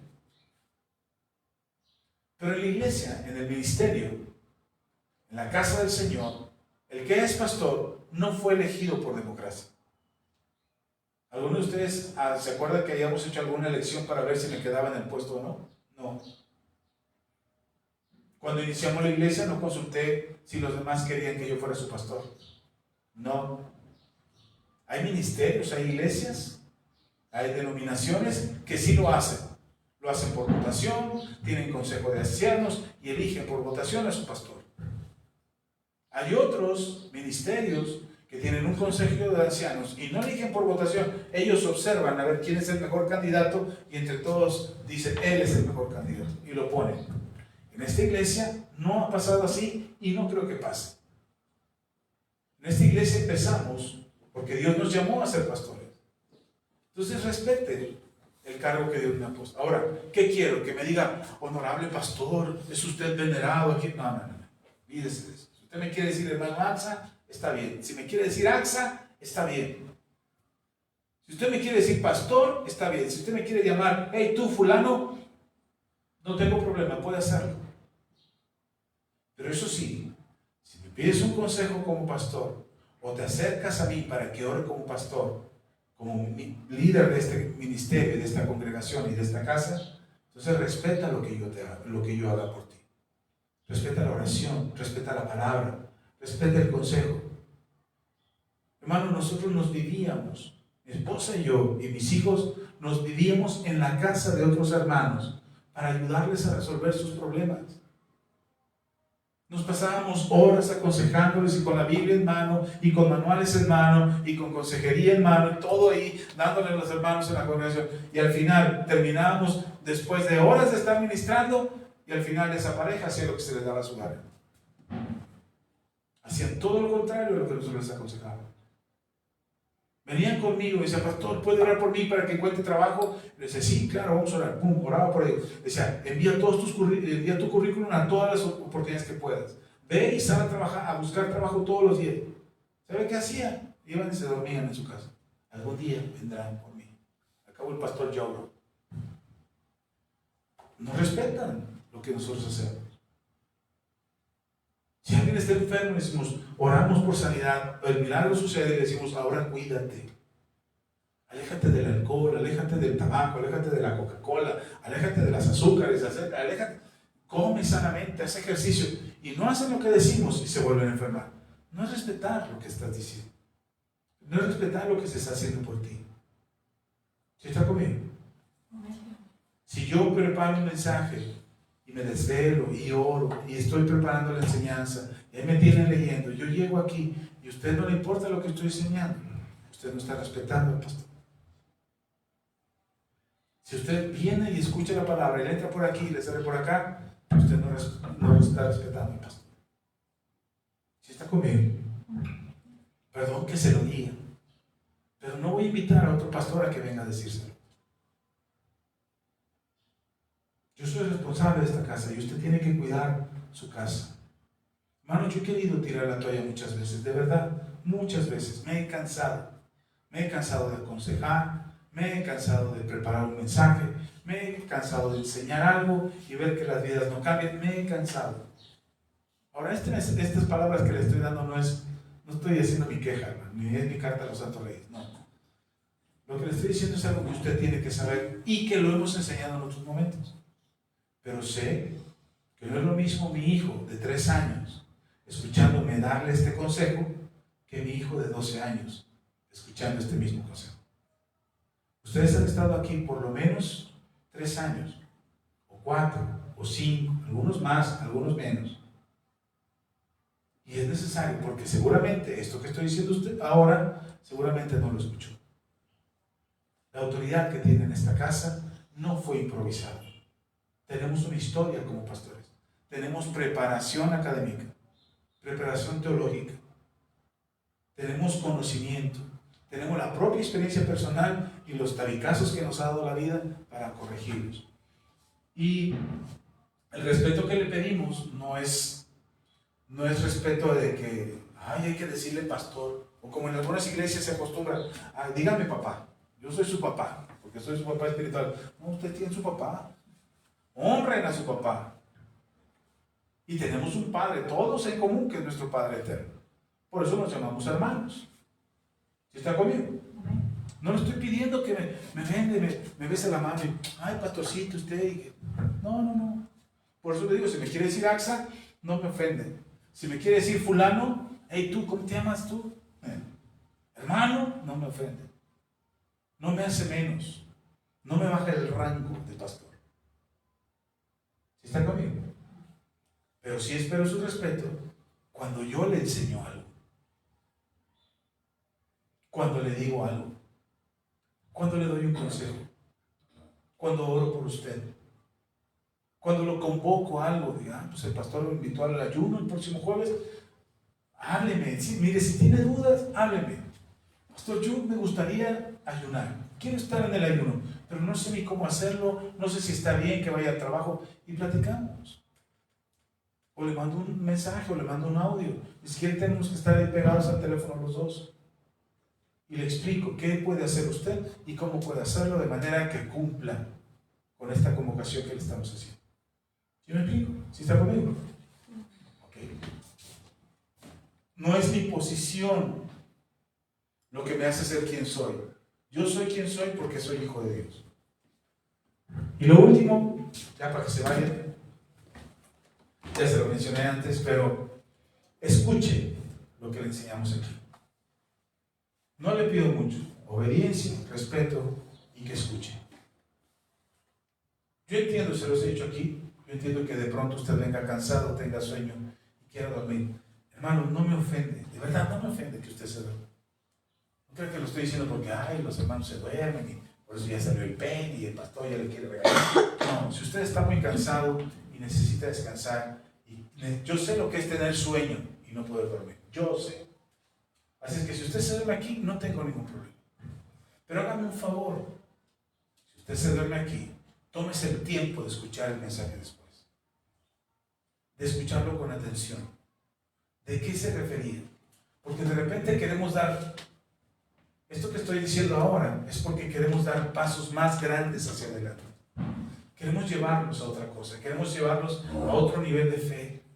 Queremos que crezcan espiritualmente y no tengan que estar batallando con sus vidas. A ver, ¿qué les espera mañana? ¿O cómo se van a sentir de ánimo mañana? ¿O si mañana van a creer o no? ¿O si mañana van a tener fe o no? ¿O si mañana van a salir adelante en la vida o no? No, hermano, lo que queremos es que ya usted dé el paso hacia arriba. Pero de repente voy a dar el paso y me doy cuenta que uno se queda con cara de, no entendí nada, pastor. Y resulta que son cosas que vengo enseñando varias semanas y que ustedes no han puesto atención. Venga y ponga atención. Traiga una libreta, tome nota. Vuelva a oír el mensaje, hermano. Gracias a Dios tenemos la tecnología hoy. Hace años, nosotros íbamos a las iglesias. Hubo un tiempo en que mi esposa y yo nos quedamos sin iglesia, pues usted lo sabe. Porque fue cuando yo iba a empezar como pastor. Entonces andábamos viendo dónde nos congregábamos, porque no queríamos que la iglesia donde estábamos vieran salir y que pensaran que estábamos sacando miembros de su iglesia, de ese pastor. Y que al final de cuentas sí lo pensaban, pero no fuimos nosotros, fue otro pastor. Y entonces anduvimos un tiempo buscando una iglesia donde congregarnos. Y había unas iglesias donde el mensaje era buenísimo, la palabra era buenísima. Y entonces salíamos de la enseñanza y había una fila enorme en la cabina de sonido, porque los de la cabina de sonido grababan la enseñanza e inmediatamente empezaban a reproducir el disco. Y entonces la gente salía de la enseñanza y compraba el disco. Nosotros aquí lo quisimos hacer. ¿Alguna vez usted se dio cuenta que teníamos mensajes grabados? Creo que, no sé si los has visto, están ahí arriba. O no, ya me los llevé, creo. Pero grabamos los audios y los poníamos en disco y los vendíamos también. Hermano, hoy ya no los vendemos, están gratis en las redes sociales. Vuélvanlo a escuchar una y otra vez y que le quede claro. Entonces, 3 cosas le pido como pastor. No crea que lo vamos a hacer contra usted, o que es ventaja contra usted, o que vamos a abusar de usted. Ténganos confianza. Por eso le pedimos obediencia. Le pedimos respeto. No crea que le hablamos en doble sentido. He procurado no hablar en doble sentido. No es, te lo digo, Juan, para que lo entiendas, Pedro. No, si te lo digo a ti, es para ti. Si te lo digo a ti, es para ti. Si tú eres el que se está durmiendo, no le estoy hablando a la otra que se está durmiendo, te estoy hablando a ti. ¿Sí me explico? Si tú eres el que está en pecado, te estoy hablando a ti. ¿Sí está conmigo? No te hagas el, ay, ¿a quién están hablando el pastor? No, es para ti. Entonces, pedimos respeto, obediencia y que escuches. Escucha con atención. Nosotros estamos aquí como autoridad para velar y vigilar por ti. Eso lo incluí en el mensaje del día de hoy, porque vamos a seguir avanzando en lo que Dios nos está poniendo delante. Pero necesito que usted pueda confiar que los pastores que tiene no son improvisados. No tienen pastores que estamos jugando a ser pastores. Que tenemos tiempo libre, como mi esposa ya se va a jubilar, nos buscamos un hobby, como es ser pastor. O como yo no tengo nada que hacer en la tarde, me busqué ser pastor y por eso estamos aquí. No, hermano, tenemos un llamado. Y el llamado no nos lo hizo ningún hombre, no lo hizo Dios. Y estamos aquí puestos para enseñarle a usted, para guiarle a usted, para cuidar de usted. Si usted tiene una duda respecto a algún proceder nuestro, acérquese. Creo que somos accesibles a ustedes. Todos tienen mi número. Y si no lo tienes, ¿por qué no lo ha guardado? Pero mi número está en las redes sociales. Mi número está, se los he dicho aquí, va en los manuales. Bueno, en este último no. Pero ahí están los números. Tengo el mismo número telefónico de celular desde hace 20 años y no lo he querido cambiar porque muchos se quedarían sin ese número. Hay hermanos que me hablan de hace 15 años y dicen, hermano, ¿todavía es un número? Sí, todavía es el número. Entonces estamos para servirles, para cuidar de ustedes. Escuchen lo que tenemos que decir. Obedezcan nuestro consejo. Sigan nuestras enseñanzas. Estamos puestos aquí para cuidar por ustedes. Pero es bien difícil cuidar a alguien que no se quiere dejar cuidar. Es como un niño que lo llevas en la calle y se te quiere zafar porque quiere ver algo. ¿Te das cuenta qué difícil es? A veces nos cuesta así. El problema es que no llevamos uno, llevamos muchos niños de la mano. Y queremos llevarlos para un buen lugar, un buen destino. Amén. Vamos a orar.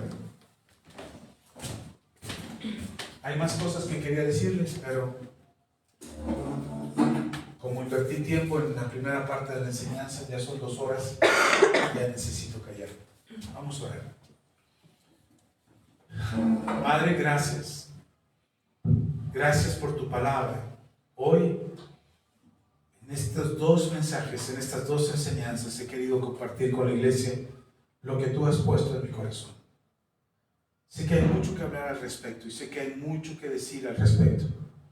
Pero por eso te pido que me ayudes, que me des sabiduría para guiar a tu iglesia por buen camino, por buen destino, por un lugar correcto para llegar, que eres tú, que es tu presencia, que es tu gloria. Padre, pongo a tu iglesia en tus manos y los bendigo y te pido en el nombre de Jesús que puedan encontrar en ti bendición, en tu palabra sabiduría y en tu Espíritu, Señor, la fortaleza que necesitan para perseverar. En el nombre de Jesús, amén y amén. Amén. Hermanos que nos ven en línea, sean muy bendecidos. Leo sus comentarios. Cuídense mucho. Dios es con ustedes.